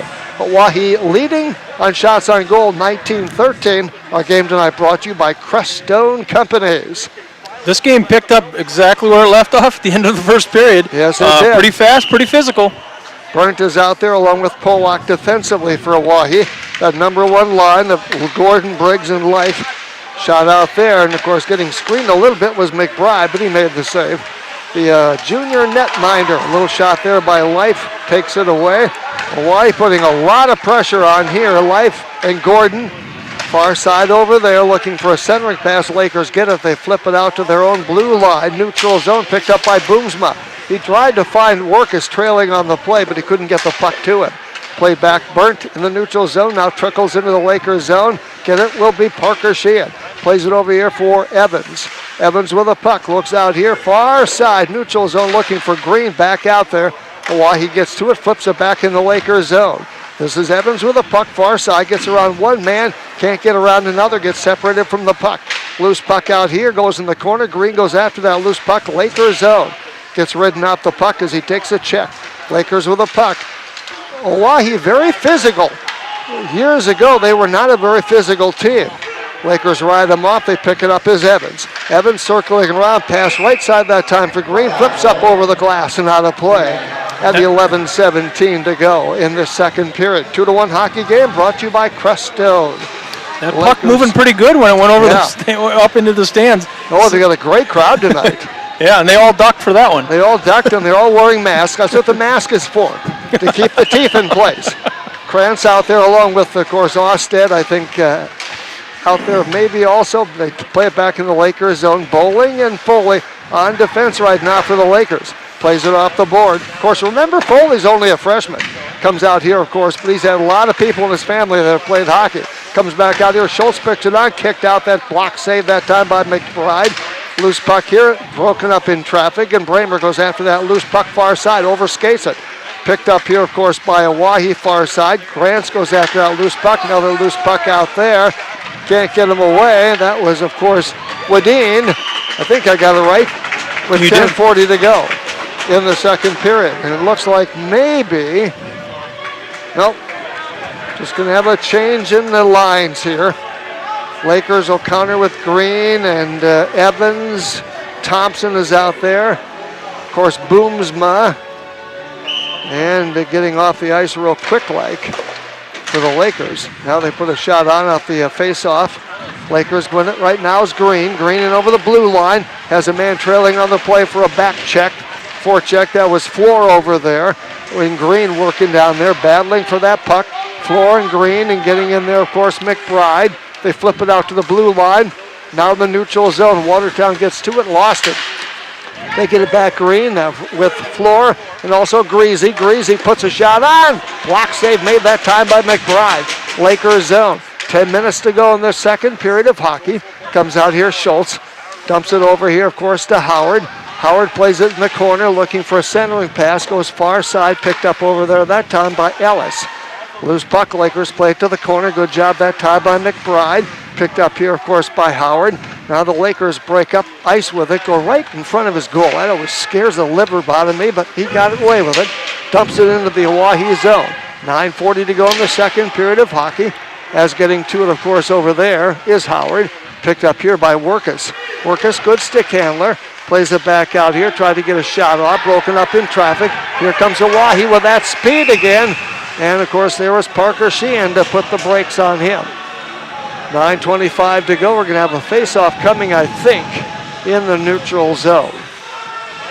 We're going to have a penalty here on Blair Boomsma. Boomsma. It's going to be a cross-check. That happened over in the far corner. That's his second.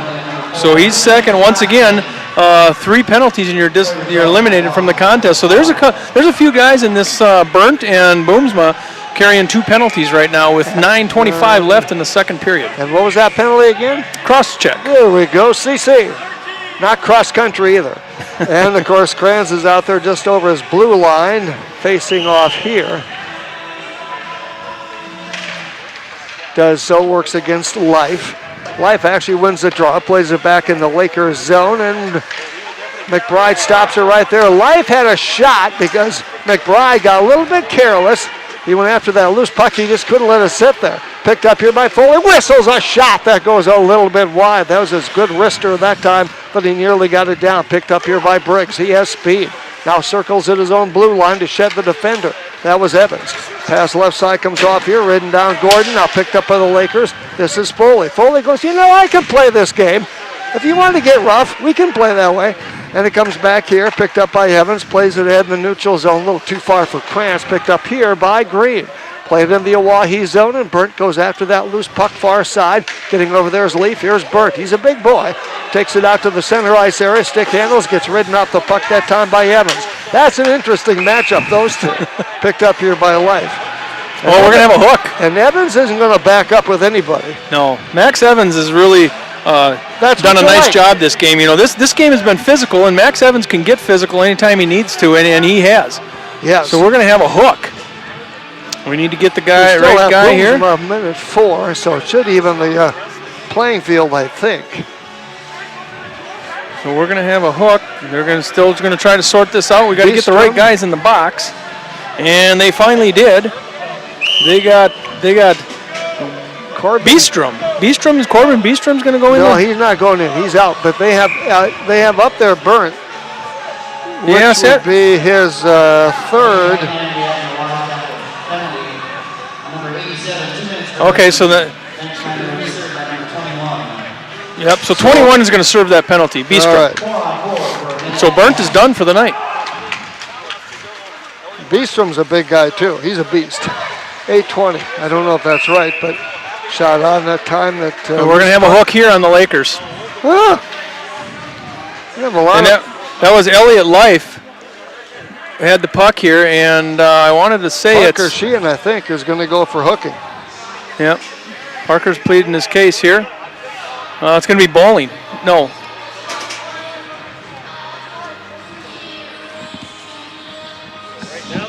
Lead 17, you have a lot of time number 22, 2 minutes for hooking. So bowling's going to go in for a hook. All right. So we have a 4-on-3 hockey. 4-on-3 Lakers hockey. are playing with 3 men here. For a minute and for 43 seconds. With 8:08 to go in the second period. Still a 2-1 hockey game. Puck goes out of play and gives us a chance to catch up. Yes, game brought to you tonight by Creststone Companies. Life works down there against Green. Life actually won the draw, gets it back in the neutral zone area. Picked up here by Cord Ellis. Picked up here, of course, by Polak. Ellis on the stick right there, over skating it a little bit was Evans. 2-on-2 if they hurry here. This is Briggs, puts the brakes on. Now takes it right side, waits for Mannigan onside, looking for a centering pass and covered up nicely by Owen McBride. Life was there that time, just to the left of the net. Boy, those seniors for Oahe sure do move the puck nice, don't they? Oh, they do. They really spread it around. It goes from one side of the rink to the other.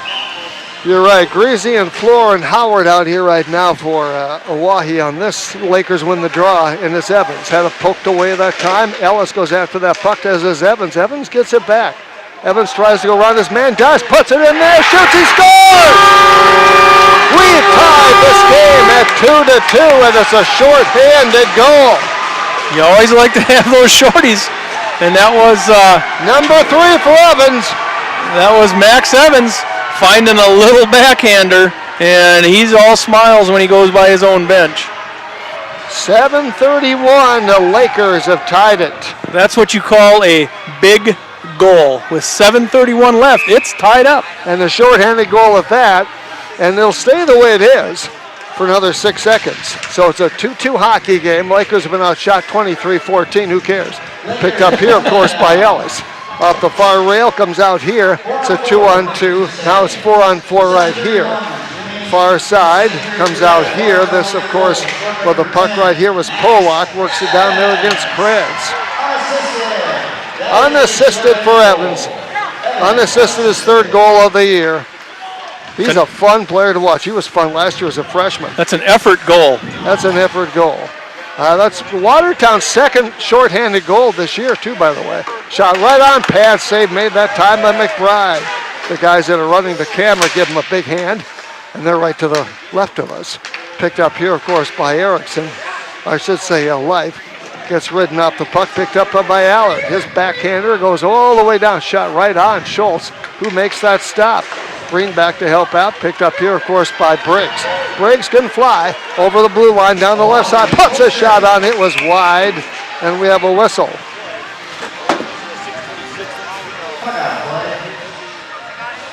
Slow it down there, boys.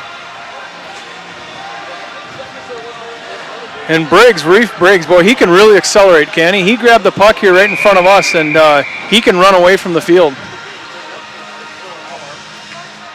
Face-off coming to the right of Owen McBride. 6:26 to go, period number 2.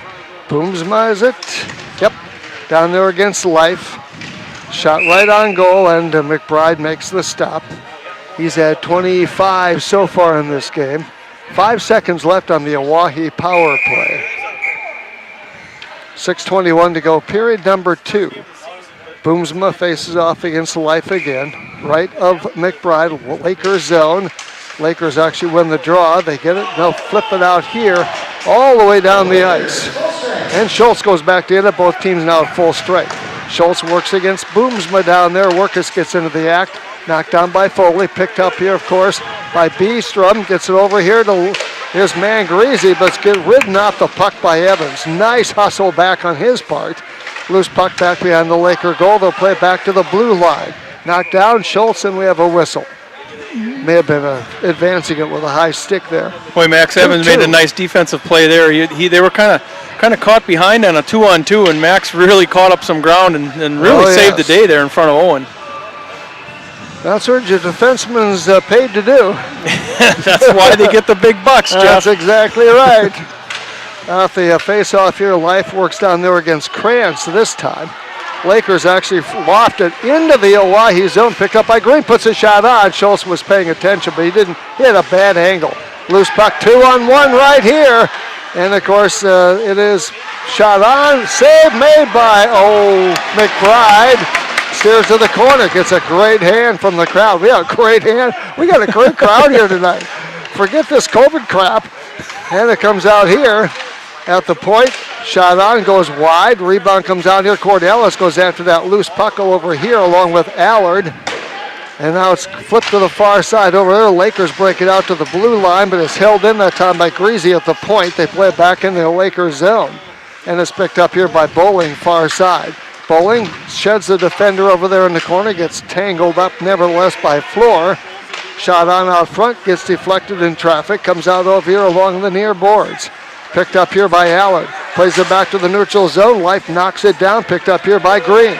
In over the blue line. Puts a shot on. It's kicked out. The pad saved my time by Schultz. And it's knocked down by Bowling. Far side plays it back in the corner. Now Lakers putting some pressure on. 4:39 to go. The 2-2 hockey game, period number 2. Picked up by Oahe right at the neutralized area. Picked up by Green with a little shoulder. Long pass over there. Cross ice comes onto the stick of Boomsma. He takes a big hit. Hip check that time. Goes over to Life. Picks it up in his own zone. Picked up by Boomsma. Centering pass, nobody home. He had Bramer right out in the doorstep looking for a pass. Couldn't get the stick down in time because the puck eventually was there. Comes over here, of course, to Austed. Puts it onto the stick of Boomsma. Turns, puts a shot on. Blocked that time by Schultz. Right off the blocker. Comes back out here along the far side. And then Oahe flips it all the way down the ice with 3:59 to go. You'll see a lot of icing calls in period number 2 because both teams are farthest from their bench. Wadeen is out there right now. Polak is out there right now. Greasy out there for Oahe along with Howard and Floor. Boomsma's out there with Foley and Evans and Austed. And I think Workus. Somebody jumped a little early there. I think they're going to throw somebody out of here. They were jumping a little early. Referees all over that one. All right, move them out of the circle. And they go after that puck. Boomsma got a stick on it. Over there, of course, was Austed. Actually, McBride comes back out here. This is Foley. Puts a shot on. Kicked out that time by Schultz. Weak side trailing on the play was Workus. There's Evans over there.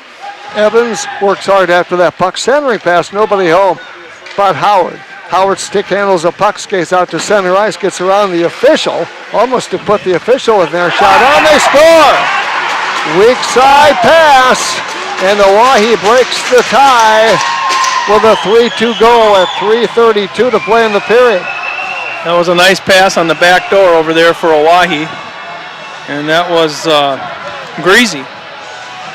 Foley missed the check over right on the blue line. Probably would have made a lot of difference in that play. I thought he was going to take out the referee and miss the Oahe player, and the player just went from there. Yeah, he did. So it's a 3-2 score. Oahe's outshot Watertown 29-18. Watertown won here last year. Oahe won at home. Picked up here by Allard. He gets over the blue line with the puck. Puts a shot on. Kicked out that time by Schultz right off the arm. Backhander that time by Krantz wouldn't go in. He's hounded out there by Polak.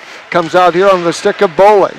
Lakers determined more than ever to get this goal back, trailing 3-2, 3-12. Picked up here, of course, by Oahe. They play out too far off the stick that time of a teammate. That was Anderson, and it picked up here, of course, by Krantz. Krantz to the left side, puts a shot on, a little bit wide of the mark. The rebound, Lakers look for it to play it in the corner. Picked up, of course, over there, and 17 would be Lyons. Haven't said his name tonight, but he's been out there, I'm sure, more than once. Jonathan Lyons, loose puck over here, battling for that loose puck along the Laker right in front of their bench, actually, is Krantz right off of one of his teammates' skates. And then skating this time in, separated from the puck and the stick and everything else. That time. We're going to have a penalty here. Interestingly enough, that was Ashton Lee, and Parker Sheehan says, wait a minute. Parker, of course, will go in with a penalty.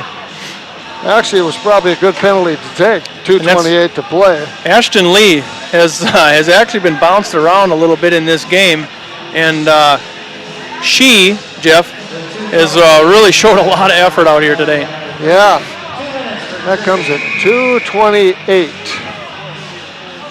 So face off to the left of McBride, Lakers zone.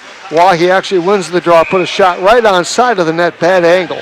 And of course, Owen McBride makes the stop. He had 23 saves last week. So far tonight, he has a total of 7.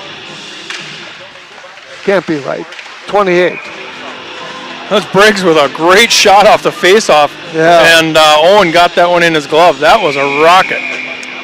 Well, Briggs a good player. He and Life out there right now. And, of course, also Gordon. This is their top line.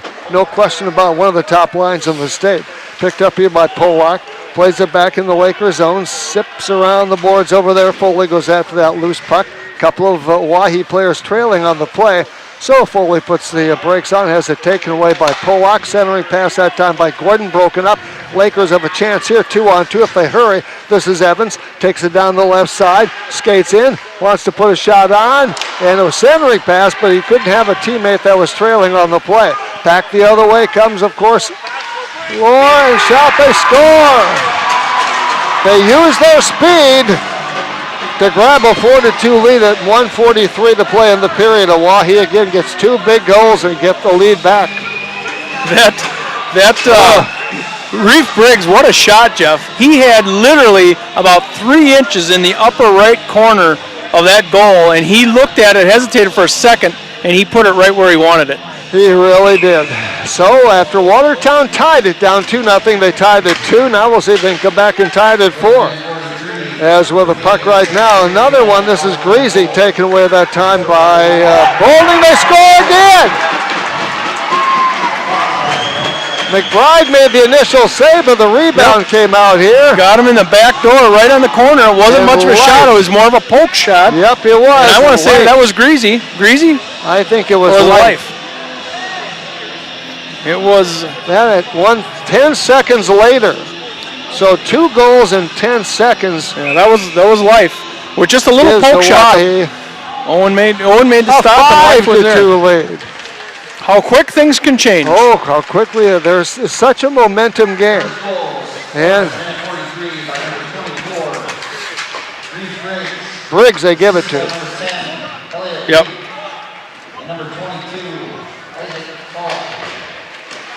And Polak. A couple assists there also. So it's 5-2, just like that. A moment ago, it was 2-2. How quickly it changes, and the last 3 here have come in the last 3 minutes Actually, the last 2 minutes of the they've scored 3 goals. We still have 54 seconds to go in this second period. Sometimes that'll be the difference in a game. Long pass that time picked up here by Wedin. Loose puck picked up by the Lakers. Dishes off to Kranz. Kranz, drop pass, nobody home. And of course, here comes and kicking back is Parker Sheehan as he works against Greasy. Pass over here intended for Howard. He comes up with the puck in the neutral zone, 28 seconds to play. Wahi never satisfied. Of course, they live to Greasy, gets knocked off his stick. Picked up here by Howard. Gets ridden off the puck a little bit. Nice play that time by Sheehan. Back out here comes to Bramer. We have a whistle. We're going to have a cross check down there. That's going to be on Green. Okay, Green with a It's going to be Austin Green with a cross check. So with 14.7 seconds left in this second period, Austin Green is going to go in the box for 2 minutes, which means he will be in the box when they come out in the third period. Yep, Oahe starts with a power play off the face-off out here. Shot picked up that time, broken up in traffic off the stick of Polak. Loose puck over here. Bowling goes after the loose puck picked up here by Leaf or Life. Back here comes to Polak in the slot deep, broken up in traffic to end the second period. So 3 quick goals by Oahe with 3:32 left in the period. Gives them a lead back of 3 goals instead of 2-2. It's a 5-2 hockey game. So the Lakers get 1 to tie, but Pierre gets 3 to break that tie. And right now, let's see, 17 saves in the game for Schultz. And right now, 29 saves in the game for McBride. And the Lakers trail 5-2. Let's kind of recap that scoring in the second period. Lakers tied it up at 2-2 at 7:31 to go. So in the last 7 minutes and 31 seconds, we had 4 goals. And look at the shots on goal. Yeah. What kind of all that was swayed in the end of that second period. The shots on goal went way up for Oahe. They really did. Watertown's Evans at 7:31, a short-handed goal to give the Lakers a 2-2 tie after they'd battled back from a 2-0 deficit. But then Oahe scores with 4 minutes later. It's Greasy unassisted to give Oahe a 3-2 lead. And then they add a goal 2 minutes later, actually a minute 50, on Briggs' goal at 1:43. And then 10 seconds later, it is Briggs with Life and Polak assisting to give Oahe a 5-2 lead. And as we mentioned, 29 saves so far in the game for Watertown's McBride, 17 for Schultz of Oahe. So 5-2 after 2 periods of play. Game tonight, of course, being brought to you by the good folks at Crestone. We hope to have both of those people on, but both are sick today, as it turned out. So we appreciate getting Jenny on. Jenny Workus, South Dakota Amateur Hockey Association Executive Director for the entire state. 5-2 right now after 2 periods of play. Oahe in front. Oahe beat Watertown 4-3 in the JV game earlier tonight. And of course, Oahe plays tomorrow, 5:30. They'll be at Huron for their next game. The Lakers don't play till a week from today when they play at, of course, Sioux Center. That's the 19th. I think I said a week from today. And then they wrap up the first half of the month, or the month itself, and the year. The next day, when they play Sioux Falls 2 on Sunday the 20th, that'll be a 3 o'clock game. So these two split last year, and last year, Watertown won at home, and Pierre won at home. This year, they'll have to kind of reverse that role. Not that this one is over by any means, but 3 goals against a pretty darn good team is not an easy thing to do. Yeah, this is a good one. Really shaping up to be quite a match here. Oahe, the second half of that period really came alive and literally just peppered Owen McBride with shots. He has made 29 saves, but he had made at the end of the first period, to give you an idea, he had made 13, so there were 16 shots on goal in that period, most of those coming pretty late in the period. I would have to think that Oahe is one of the a pretty good team, maybe in the top 4 in the state. But who knows? It's early on in the year, It's and you never early. know. But boy, you look at some of these kids on this Oahe team. They can really get it done, and they showed that in this end of that period. It was a shootout. Yeah. And of course, when you have 3 guys that are seniors playing together, they've played together a lot. Chances are since about Bantams or even before. So they kind of know where everybody is. And you can see it. You can see the flow of the game when those 3 seniors are in there for Oahe. It really makes a difference. In Oahe right now, they go into the locker room here at the end of the second period. They got to like where they're standing right now. And the Lakers, they're on the opposite. The Coach Witt is probably in there right now. He's telling these guys, let's not worry about it. Let's get them back one at a time. And the Lakers can. We've seen the Lakers in the first game. They put up 10 goals. Yeah. Well, and we saw them last year when the last game of the regular season when they played Rushmore's, and they were down by 2 goals. Yeah. And got 2 goals in the span of about 2 minutes to send it to overtime, and they won in overtime. And, of course, that was a Bramer that got that one, too. That was Connor. Yeah, so anything can happen in these games. You alluded to it in the second period that it's a game of momentum, boy, and we sure see that momentum tonight. I thought it was pretty much a dead heat in the first period, and then as that second period went, it's Oahe came away with a little bit more momentum, and we'll see. The Lakers at this point have to come out fresh and try to get that momentum back. They really do. And I'm thinking, and I may be wrong in this observation, but I think in some ways Oahe has maybe just a little bit more depth, or I shouldn't say maybe depth, but more experience at this point, and I think that's what's showing up. Watertown, really, when you look at this team, they have a young team. Young. They're very young, only a couple seniors on this team, and there was a period in the second. There was a time in the second period, Jeff, where I was kind of thinking that Watertown was looking a little tired. They were a little bit slow. They were about a step behind, and I think that's maybe when those goals started with Oahe. But they looked a little tired, and the bench is not quite as deep as Oahe, and they're young kids, and young kids they tend to make more steps and more moves than the older kids. The older kids, as you play, they tend to save a few steps, if you will. Yeah, I agree. Going into play this weekend, of course, Rushmore's and Sioux Falls 2 both had 2-0 starts. Then you had Watertown and Brookings at 1-0. Then you had people like Aberdeen, Huron, Oahe, and Sioux Center that hadn't played any games yet. And then, of course, at the bottom, you had Yankton, Sioux Falls 1, which is kind of strange to see them 0-2. Yeah. And then, of course, you had, as we mentioned, Mitchell at 0-2. Right now, the save leaders are Owen McBride at the top of the pack with 1,000, no longer, of course. And then, of course, you had Cade Brecker with an .895 save percentage. Brady DeVries, .875. Keenan, of course, Wagner at .852, and Ryan Flanagan at .853. Goals leaders was Anthony. Of course, that was Balland with 6 goals the first weekend. Then you had 4 by Alex Humke, then 3 by a bunch of players, including Keldon, Sarahan, Austin Green, of course, of the Lakers, Boomsma of the Lakers with 2. Green had 2, I guess I should say. Then Evans, Martin, Evanson, Lohr, among those that had 2 goals. Assist leaders right now, Austin Green with 4 and Hunter Walla with 4. Then, of course, you had Edwards and Purdums with 3, and then you had Allard with 2. We had a big weekend.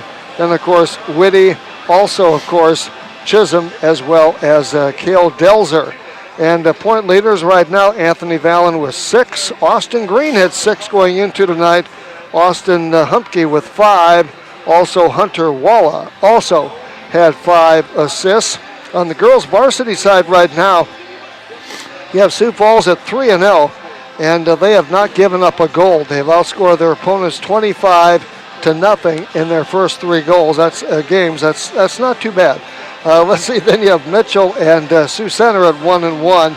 Of course, Aberdeen, Huron, Oahe, and Yankton going into play this weekend hadn't played.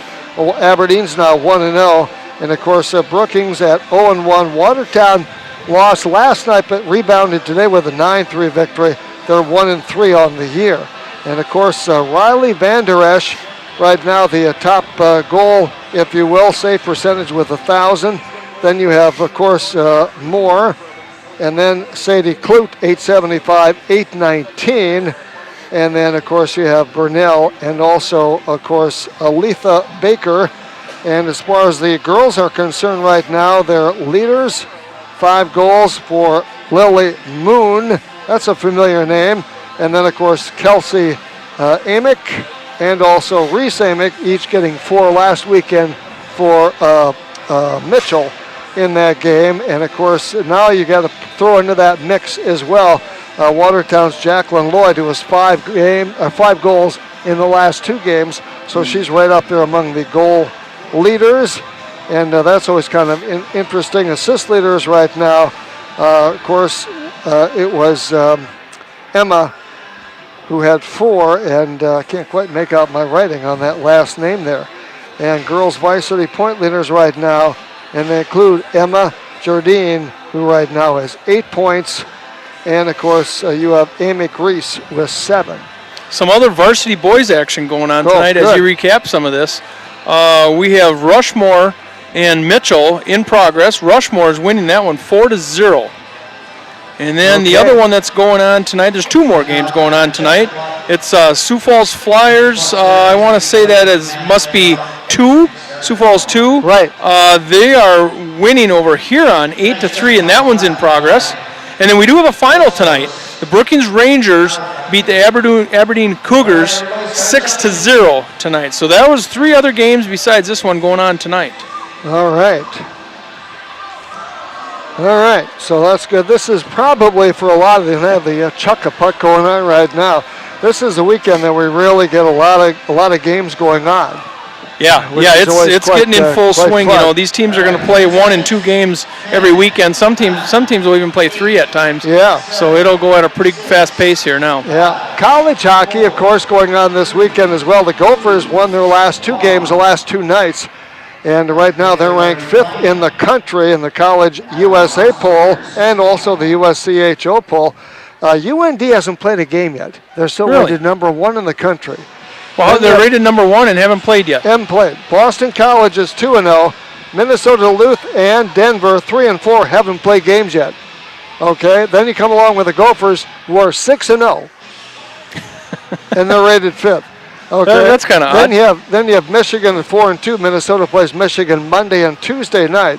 In the USCHO poll, you have UND rated number 1, Boston College 2, Minnesota Duluth 3, Denver 4, Minnesota again rated 5. But there's so much of a disparity.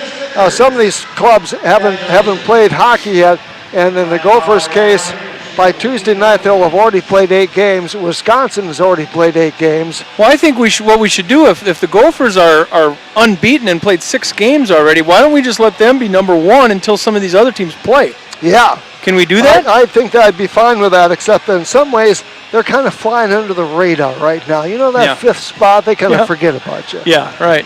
I don't think we have the power to change those ratings, though, no, do we, Jeff? Don't. Never have, never will. I heard at one time we were going to maybe kind of get some of that kind of power, but that really hasn't happened yet. No, it really hasn't. So right here, chuck-a-puck. It's 5-2 after 2 periods of play. Again, we had people lined up from Crestone Builders for interviews the first 2 periods, and of course they both called in sick today, and so we'll do it another time. I was told, yes, they are sick, but it's strep throat, Jeff. Yeah, and you know what I said to that? Stay home. We don't want to see you. Yeah, strep throat. You know, we don't hear about that kind of stuff anymore, do we? No, everything's COVID related. Yeah, but strep throat and some of that other stuff, that still happens. So hopefully the best for those guys. Still happen. Yeah, everything still happens. Yep. But we sure wish the best for those guys. Gary and Eric were going to come up here tonight, and they continue their endless giving in the community. You know, they're always out and about, and if there's ever a cause that needs a little help, that company always seems to step up. And of course, a great sponsor of hockey for many, many years. Yes, you're exactly right. And some other sponsors of great sponsors of hockey too, of course, include Kyle Allen Realtors and also Designer Homes, Ready Built. Plus, of course, the Investment Center and Schultz Insurance and Bramble Park Zoo. You might know something about them, Jim. Yeah. And, of course, also Kruger's Painting and Pivotal Health and Sharps Automotive and Concrete Designs, Kranz Insurance. Just saw him the other day. Let's see, Technicolor and Brown Clinic and Meyer Visual Clinic and Watertown Ford, Van Locken Orthodontics, also Aflac and Glacial Lakes Energy among the people that are good hockey sponsors of the Lakers. So we appreciate that. Well, right now, the Lakers will be starting out the third period, a man short. Green in the penalty box, cross-checking for 2 minutes, minute 46 left on the penalty. And so Lakers down 34-19 shots on goal. Also down right now on the scoreboard, 5-2, but a big 3-goal period by Oahe after the Lakers had tied it at 2 is the difference. And all 3 of those goals coming with 3 minutes, 32 seconds left in the period. And that was Greasy at 3:32, Briggs at 1:43, and then Briggs again with Life and Polak, of course, assisting at 1:33. Briggs, by the way, has a hat trick tonight. And he also has one of the niftiest goals I've seen in a while. That first goal of the night was pretty impressive. He's all by himself against Owen McBride, and Owen had him stopped until he pulled that puck back and shot around him. It was pretty neat. He kind of pulled it back on the string, didn't he? He And then did. He let her fly. He did. It was neat. We haven't seen one like that for a while. But I do think that you're going to see that Briggs all over the state this year. Well, I do. And Briggs is not terribly big. I say he's about 5'10", maybe, 5'9", 5'10". I don't think he's much taller than that, because I walked by him downstairs when I was coming in. No. And I thought, geez, he's not a big boy, but yet, But he's very elusive, and he's very quick and very fast. I remember him years ago, and he might have been a freshman, Jeff, and we saw him play a freshman or a sophomore, and he was so small. His skates, I remember, were huge. Yeah. And when he came onto the ice, it was like, well, what is this guy doing out here? He's in the wrong league. And when you watched him play, he was not in the wrong league. And, of course, now he's become a senior, and he's one of the premier guys in the league right now. After he lights the lamp for about 4 goals, I guess he belongs there. Yep, he does belong there. But he really does. A great player, fun guy to watch. That whole first line is fun to watch. But the Lakers going to come out of the locker room here, and they've got a tall task right now. They're down 5-2, and they're a man down for a minute 46. That's a tall task right now with the momentum that Oahe has. Exactly. Credit tonight to the officials for this game. We appreciate having them doing a good job. And they include, of course, Riddle. What do they do with it? And Schrader and Johnson and Sterrett. They always do a good job. And those guys have had to come together a couple times tonight and get the right call. And they've made some really good calls, but it's taken a little bit of decision-making once in a while. But they seem to get it right. They do a good job. So now, of course, we'll start period number 3 with Oahe defending the goal to our left and Watertown the goal to our right. So both teams again back in front of their own benches.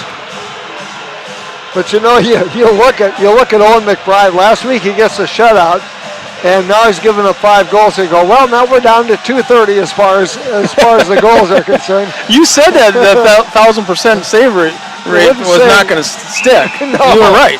No, I think I was pretty safe in saying that. Life works against Boomsville. We face it off at center ice, and third period action is underway. Watertown down a man. They'll get on that loose puck over there. This, of course, is Evans. Evans loves to play hockey. You can just tell. And he leaves it at the blue line that time for, of course, Boomsma. Another guy I remember when he was really little, he was a mite. And he skated. I still remember Max. He always skated with a big smile on his face, and I think he still does. Yeah. You can tell those are the kids that like to play hockey. And, of course, Lakers win the draw. They get it into the corner there. Boomsma goes after that loose puck. It caroms around the boards, and Burnt gets it out here to the blue line, his own blue line. Now clears it, of course, to center ice. Picked up here by Life. Life takes it down the right side, and back to get it is Allard going after that loose puck. Also, of course, lug out Briggs, already the hat trick. Deep in the slot, gives a one-timer that time for Life. Goes wide of the mark. It was a bullet that went off the glass. They freeze it up along the boards. As Foley's down there, back it comes out here. This is Polak, dishes it up. Nice block that time by the Lakers. This is Max Evans skating in all alone. Puts a shot on, kicked out that time by Schultz. He got in just a little too deep. And he was trying to get the defender off his back. And now here comes Life, and of course, and the big save that time made by the Lakers' McBride. Circling around, this is Life deep in traffic. Hounded that time by Allard. Right side pass for Schultz. Back it comes out here. Briggs puts a bullet on that goes wide. Far side over there going after that is a teammate. That's Gordon. Comes out over here. Shot by Schultz. Goes wide again. Still 14 seconds in the power play for Oahe. Picked up here this time by Ellis. Shoots it broken up in traffic. Getting to that puck over there, of course, is Boomsma. He goes down. Working down there. It comes back out here for Ellis. Ellis will circle around in the neutral zone. Both teams now at full strength at his own blue line. Court Ellis. Pass left side too far for his winger and is picked up here by the Lakers back in their own zone. Then getting separated from the puck that time was Sheehan. He and Kranz were back there. Comes back out here on the right wing. Intercepted that time. Lakers take it away. They get it out to the neutral ice area. And it was picked up that time by Anderson. That was J.C. Anderson, the defenseman. Throws it back in the neutral zone. He goes all the way to the Lakers zone. Icing called here against Oahe with 14:41 to go in this third period. Nice crowd tonight. Max Evans early in that, he got a breakaway. And he was yelling all the way back to the bench. He'd love to have that one back. And again, with a smile on his face, he knew he should have had it.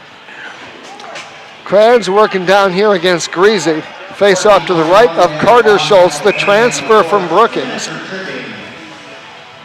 2 minutes for tripping. That was Harold. 2 minutes for tripping at 14:39. So now the Lakers get a power play. They had 40% last week. They have a shorthanded goal last week, a shorthanded goal again tonight. Boomsma gets ridden off the puck, far rail over there. Picked up Allard's over there. Boomsma gets up, comes up with the puck again. Puts it, taking a big hit down there that time. Now getting in there is Allard to help out. Allard digs it out of the corner, out of his own zone. Takes it out here, overskates the puck, gets it onto the stick that time of Greasy. Greasy goes around the man, gets tripped up, and we'll have a... You're going to have a tripping call here on Boomsma. And that's going to be his third, Jeff. Yep. He kind of stuck his leg out there. You know, that can also be a kneeing penalty, which is way more severe, but they are going to just get him on a trip. He stuck his leg out. So Blair Boomsma's done for the night with 14:04 left in this game.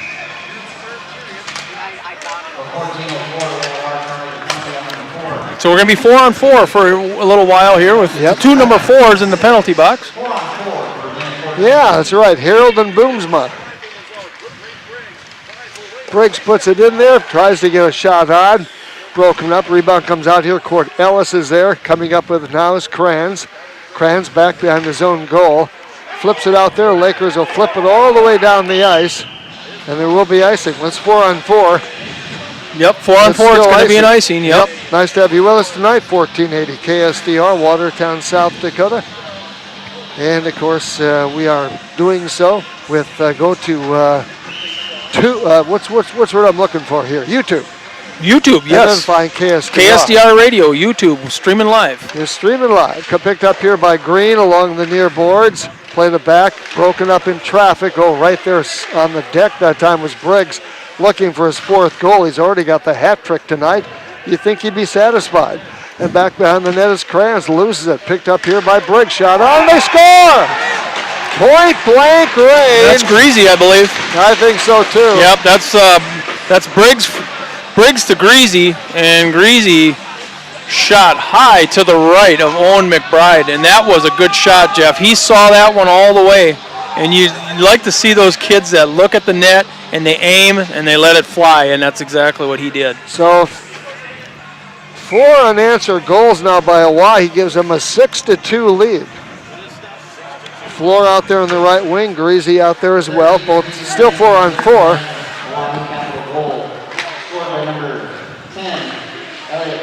Well, they gave it to Life. Yep, Life got it from Briggs. All right. Greasy is 30, Life is 10, and they were down here along the board, so it was a little hard to see. And they skate a lot alike. And they really do. Lakers get a centering pass out front, couldn't get to it. Racing up the right side now is Greasy. I can see his 30 right there. And he puts a shot on that goes wide of the mark. And, of course, Polak goes after that rebound, plays it back behind the net. Now it is Ohae on as Harold gets out there. 30 seconds there. Oahe's on the power play. Near side here is Workus. They play it back to the point, picked up by Cordellis. Looked for a man underneath. A wrapper on the backhand, and they score! Ellis will get the rebound, or I should say the assist. Nifty backhand power play goal there. Power play goal for Oahe, and now that's they going to be Howard. Howard. It's going to be Howard. Howard sliced across the rink, just under the circles there, right in front of Owen McBride, and got the backhand by him. And I think here Coach Witt is going to want to talk about this one. We need a timeout here with 7-2 at the 12:24 mark. All right. So the wheels are starting to come off here, and Coach Witt wants to talk about it. Yes, Lakers' next action, of course, will be on the 19th of this month. They'll be on the road at Sioux Center. Next night or afternoon, they go to Sioux Falls 2. It's a 3 o'clock face-off. Their next home game will be the 8th of January. That's next year. It is. Next year, it seems like a year away. It does seem like a year away. They'll play Huron. Here, of course, 8 o'clock is the face-off.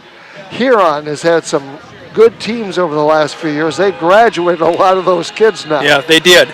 But Huron, they'll still be pretty good. They were in action tonight. Who were they playing? Was it Sioux Falls 2, Jeff? And we did have I'll try to get an updated score on that one, because there's some of these other games that are a little close here. We'll try to keep you updated best we can on some other action going around the state here. Must be last on my list like they usually are. Yep. Let's see, it was Sioux Falls 2. Yeah, Sioux Falls 2 had an 8-3 lead. Yeah, so we'll try to catch up on that one. We'll see if we can refresh that SDAHA. Okay. Both teams now at full strength, 5-on-5. Loose picked up here by, of course, McBride. Lakers bowling gets that loose puck in the neutral zone. Lakers backhander that time by Evans. Skates in, puts a backhander on. He shot it a little bit wide. Loose puck back behind the net. Flipped out here by Ohae all the way down the ice. Right on goal, so McBride steers it to the left side, so it goes a shot on goal. That's 40 shots on goal tonight. And 33 saves for McBride, by the way. And is picked up here by McBride. Right side pass, a little far for Bramer, but he goes after loose puck, and then Kranz trailing on the play. Then a loose puck dribbles over here, rolls over here, and Sheehan gets to it, puts a shot on. It goes up high off the glass. Green was right there looking for a rebound, couldn't do so. Here's Sheehan. We have a whistle stopping play. I think we're going to have the net off. Is that what they're going to be? That may be what the stoppage is about. They wanted to check anyway. The net's just off its mooring. Just off its mooring. 11:26 left. Lakers down by 5, 7-2. That timeout, Jeff, I don't know if you noticed or not, but Max Evans was on that Kranz line playing offense. Yeah, well, he's an offensive-minded defenseman. Yep, and I think they're just trying to get that little push on offense. All right, shot on that time goes a little bit wide of the mark. Over here going after that puck, of course, is Wadeen. Now, of course, Polak out there as well. Then getting over there is, of course, for Ohae, and that was Logan. Actually, Lyons, not Logan, but Lyons. Jonathan Lyons, flip it in the air all the way down the ice. Getting to it is Foley deep in his own zone. Circles around, plays it high off the rail, off the glass. Wadeen keeps it in. Lakers get to it with 10:55 to play. Rink wide pass, dribbles into off the boards, into the zone. Picked up here, of course, by Ohae. And that was Anderson, and we have a whistle. Schultz. Puck out of play. Another souvenir, Jeff. We've had a few of them tonight. Yep, we've had a few of those. Nice crowd tonight. Good to see anyway. That part's been really good. So facing off here will be Life at center ice against Kranz. Boomsma, of course, done for the night with 3 penalties. So back to get it will be McBride off the face-off. Plays it in the neutral zone. Going after that is Evans. Gets ridden off the puck that time. And I think we're going to have a trip here. I think we're going to have a trip, yep. And that's going to go on Oahe. Mason Evans doing the forward pressure there in offense. And that's going to be Briggs. With 3 goals tonight, he's going to sit for 2 minutes. I'm not sorry to see him in there. he's a guy that you notice when he's not in your lineup. I'm sorry, but I mean, that's just being honest. That's a Lakers fan. That's a true Lakers fan. He's a little bit harmless in the penalty box. The kind of night he's had with 3 goals and an assist. I mean, who wouldn't be happy to see him in the penalty box? I mean, not just being honest. Green trying to stuff it in deep in the slot, but there's a couple of Oahe players there, Pollock amongst them. Shot on that time, and McBride was wide. Schultz keeps him out. Rebound comes out here. Oahe gets it, plays it off the far rail to the neutral ice area, then bumped off the puck, but staying with it nevertheless that time was McBride. Plays it out here, left side, neutral zone. This is Max Evans. Has it poked away off his stick. Back in the neutral ice area, picked up here by McBride. Left side off the skate that time of Green. Picked up here by Life. Puts a shot on, and it goes off the pad. Blocker save they made that time by McBride. Skating up the right side with it right now is McBride. Picked up here, Pollock put a check on him. The official almost got nailed that time. He might have. And comes out here now for Allard. Allard with a puck, takes a check. Kranz lost the handle, and Pierre or Oahe pokes it back into the Lakers zone. 9:19 to go, 7-2 hockey game right now. Oahe in front. Big 5 unanswered goals have really opened up this tight 2-2 tie to make it a 7-2 score. Lakers lofted. It goes in between the 2 defenders into the Oahe zone, and here comes Workus looking for a check. And then trailing on the play was Foley. Picked up here, of course, by Gordon. Gordon the right side puts a shot on a bullet that goes wide. Into the far corner over there. Greasy's over there as well. Workus over there, Greasy battling for the puck. Oahe comes up with it. They'll play it ahead in the Lakers zone. Never did get what his number was on that. It comes out here. Flores back on the ice now for Oahe. Here come the Lakers up the right side. This is Al. This is Bowling.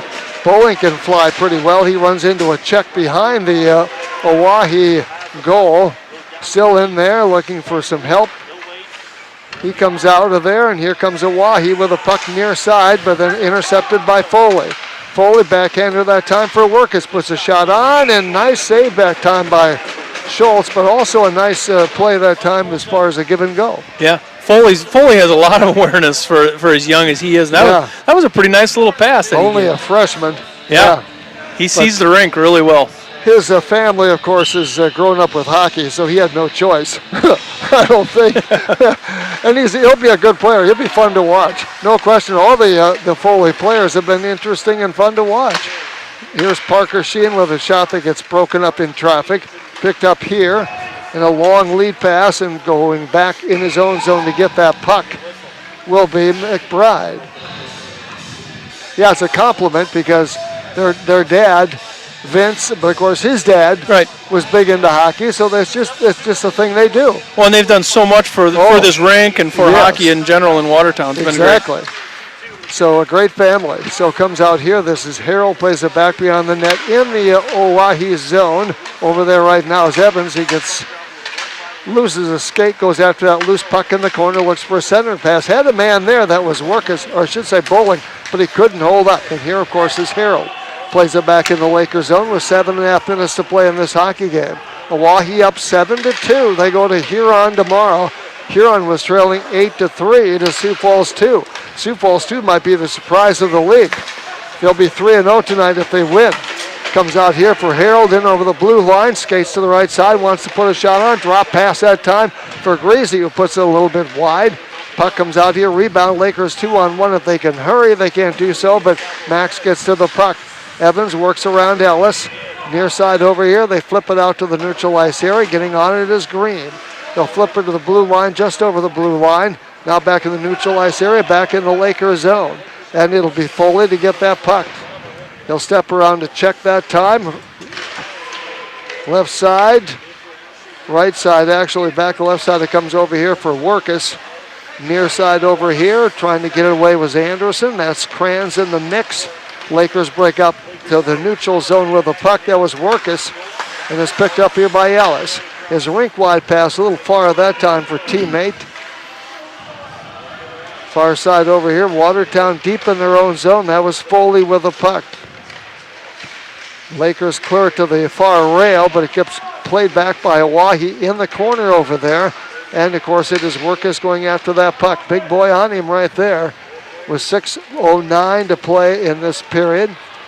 And in the hockey game, picked up here by Allard. Long lead pass picked up by Oahe. They play it back in the Lakers zone.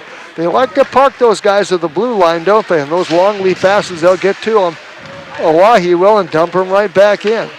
And with the puck right now is Bowling. Or is that Green? Bowling. Bowling. Looking for a centering pass. Nobody there. We have a quick whistle with 5:45 to play. And that's a net again, moved one more time. All right.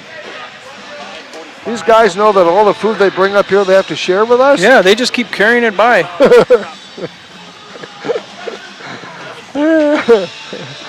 That's okay. Face off to the left of Carter Schultz.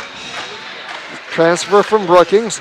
Loose puck here. Sheehan gets to it, puts it up in traffic. Then he gets it right back. Winds up with a slap shot that goes wide. Sheehan had a little time to wind up. He set his feet, got his stick back, and shot the gun. What? Right over the top of the goalie.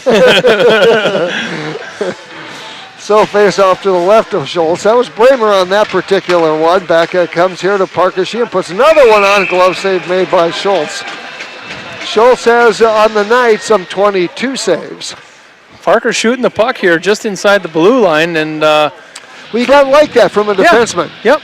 And pretty good line of sight, though. You know, if he maybe puts that down on the ground, he's going to get a rebound. Well, I'm sure the coach will tell you, if you get a good look at it, shoot the puck. Yep. Don't be afraid to. Comes out here, of course, to McBride. Plays in the corner, far rail over there for the Lakers in the Oahe zone. But Oahe comes up with it, clears it around the boards near side.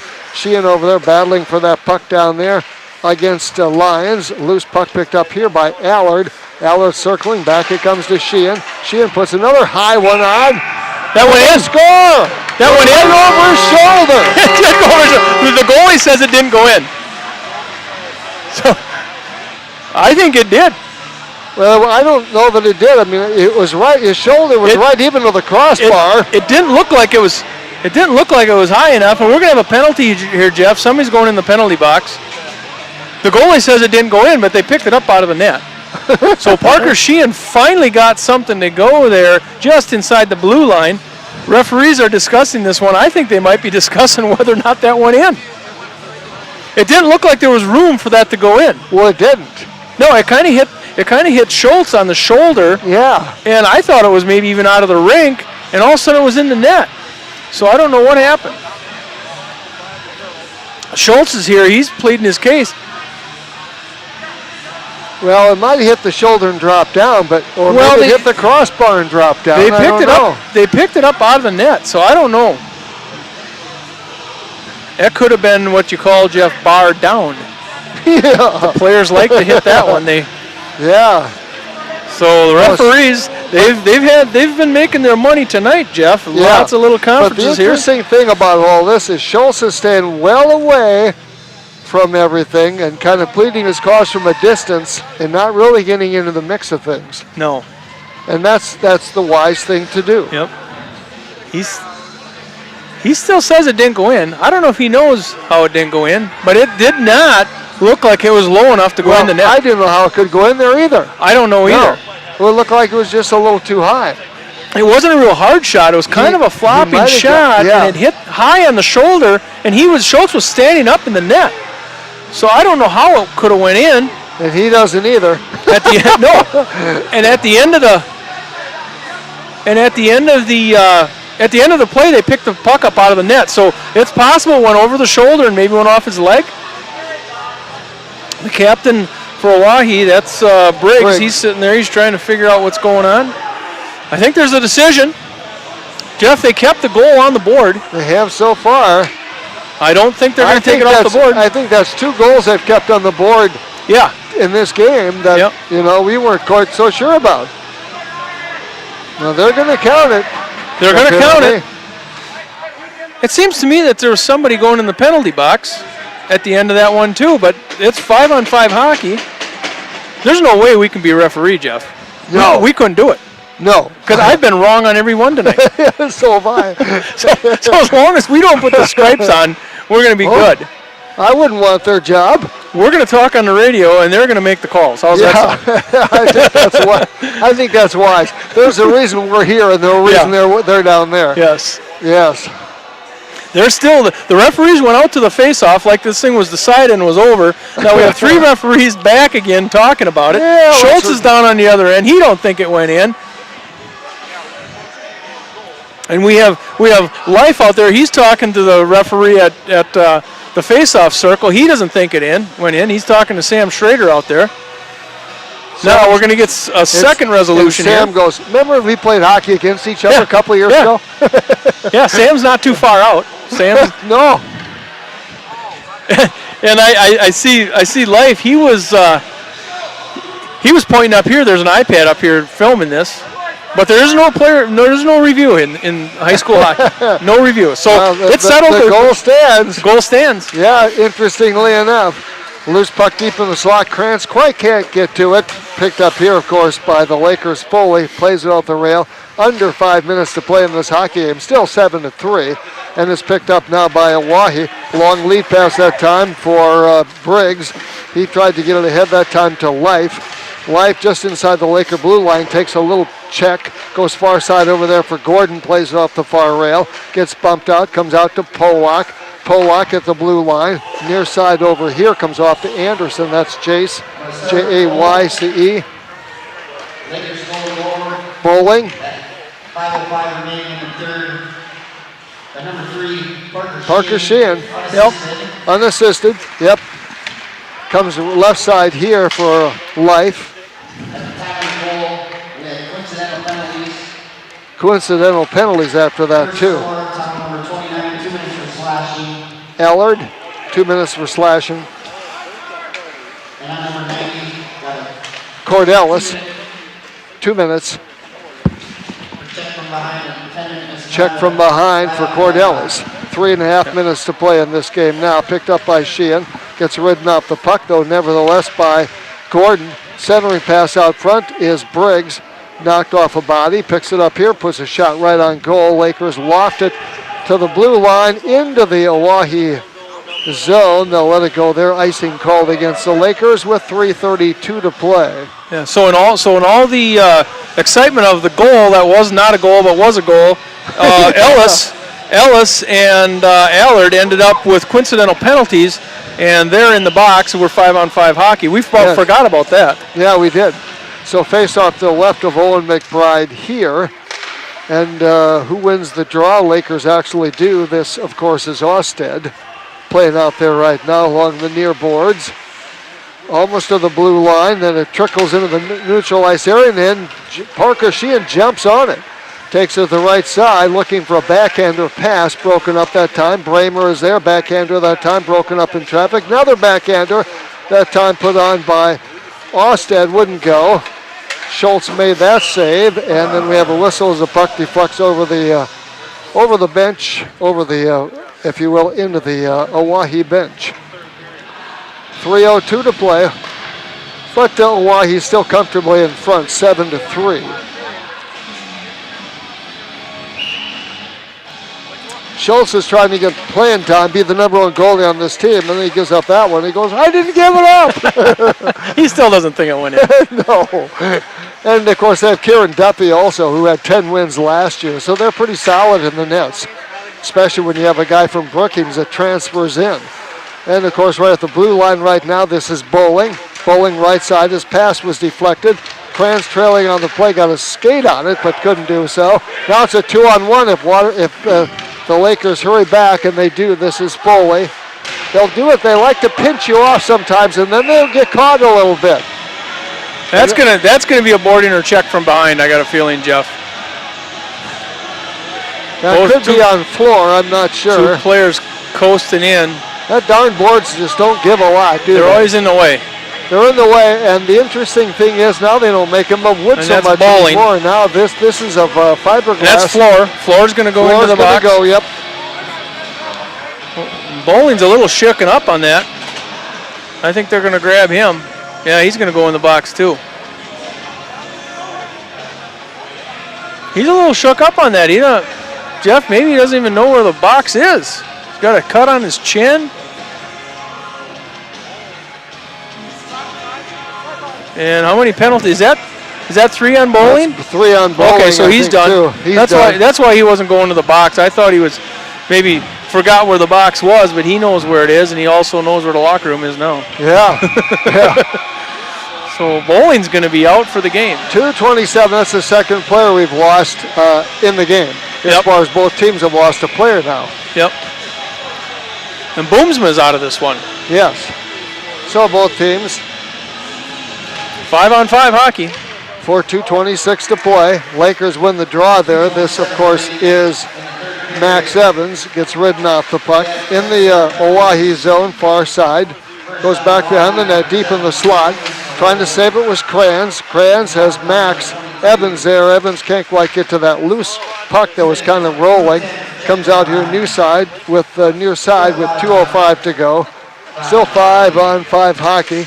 Offsetting penalties there. Rink-wide pass over here, intended that time for McBride. He just couldn't get to the puck. Now he does, and it's ridden off the puck far side, looking for Evans. Throws a shot up, tries to look for another pass, that time to Kranz.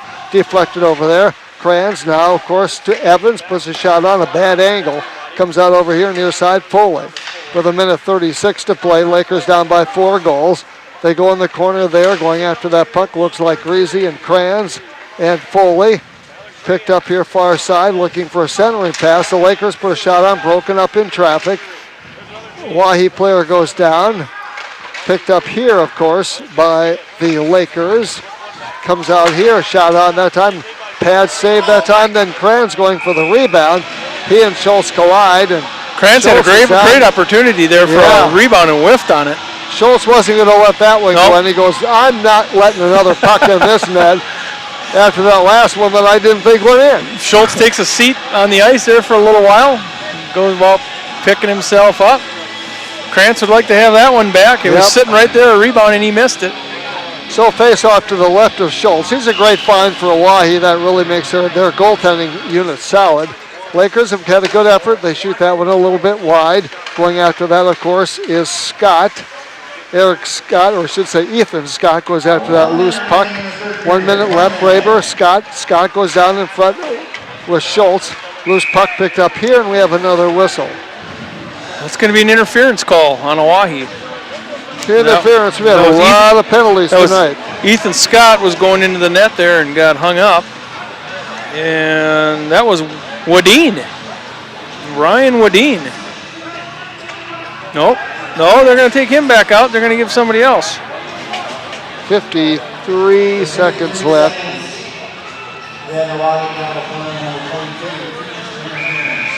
A lot of penalties in this game. Yeah, there are a few. It started out that way early on. Yeah, it really did. Yeah, 15 seconds into the game, as a matter of fact. So you kind of knew. Sheehan, and then some nights are like that. And then next time they might play, there might be 3. Yep. That's just how it goes. Near side here, going after that puck, of course, for Oahe that time was Ashton Lee. Yep. Goes after the puck. Look back out here. Picked up by Anderson. Lakers take it away. This is Kranz. Puts on the break. We have a whistle. Lakers offside, maybe? The Lakers have pulled their goalie a while back, which probably won't matter at this point in a 7-3 contest with 27 seconds left. But the goalie is on the bench. All right. Green is out there. Kranz is out there. Lakers have Evans out there, among others. Foley is out there. Playing with a man advantage. Losing the handle was Kranz. He shags after that puck. Plays it around the corner. Oahe gets it. Plays it far rail over here with 9 seconds to go. Sheehan with another one. A blast that goes wide. Trying to knock it down that time was Evans, looking for a wraparound. Schultz comes out, makes the stop. They blew the whistle, and Evans took the shot anyway. 0.4 seconds left here. Yeah, but it didn't go. It was 0.4 seconds. Green pleading his cause on something. He goes back out there.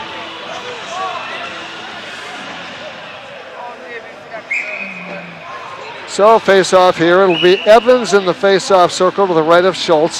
They drop it, puts a shot on. Max Evans tries to take the shot there. And Lyons was taking a face-off. He didn't even move his stick, and Mason took a shot at it with 0.4 seconds left. Yeah, really. And then they laughed afterwards. So 7-4, and so 37 saves for, and let's see, 29 saves for Schultz.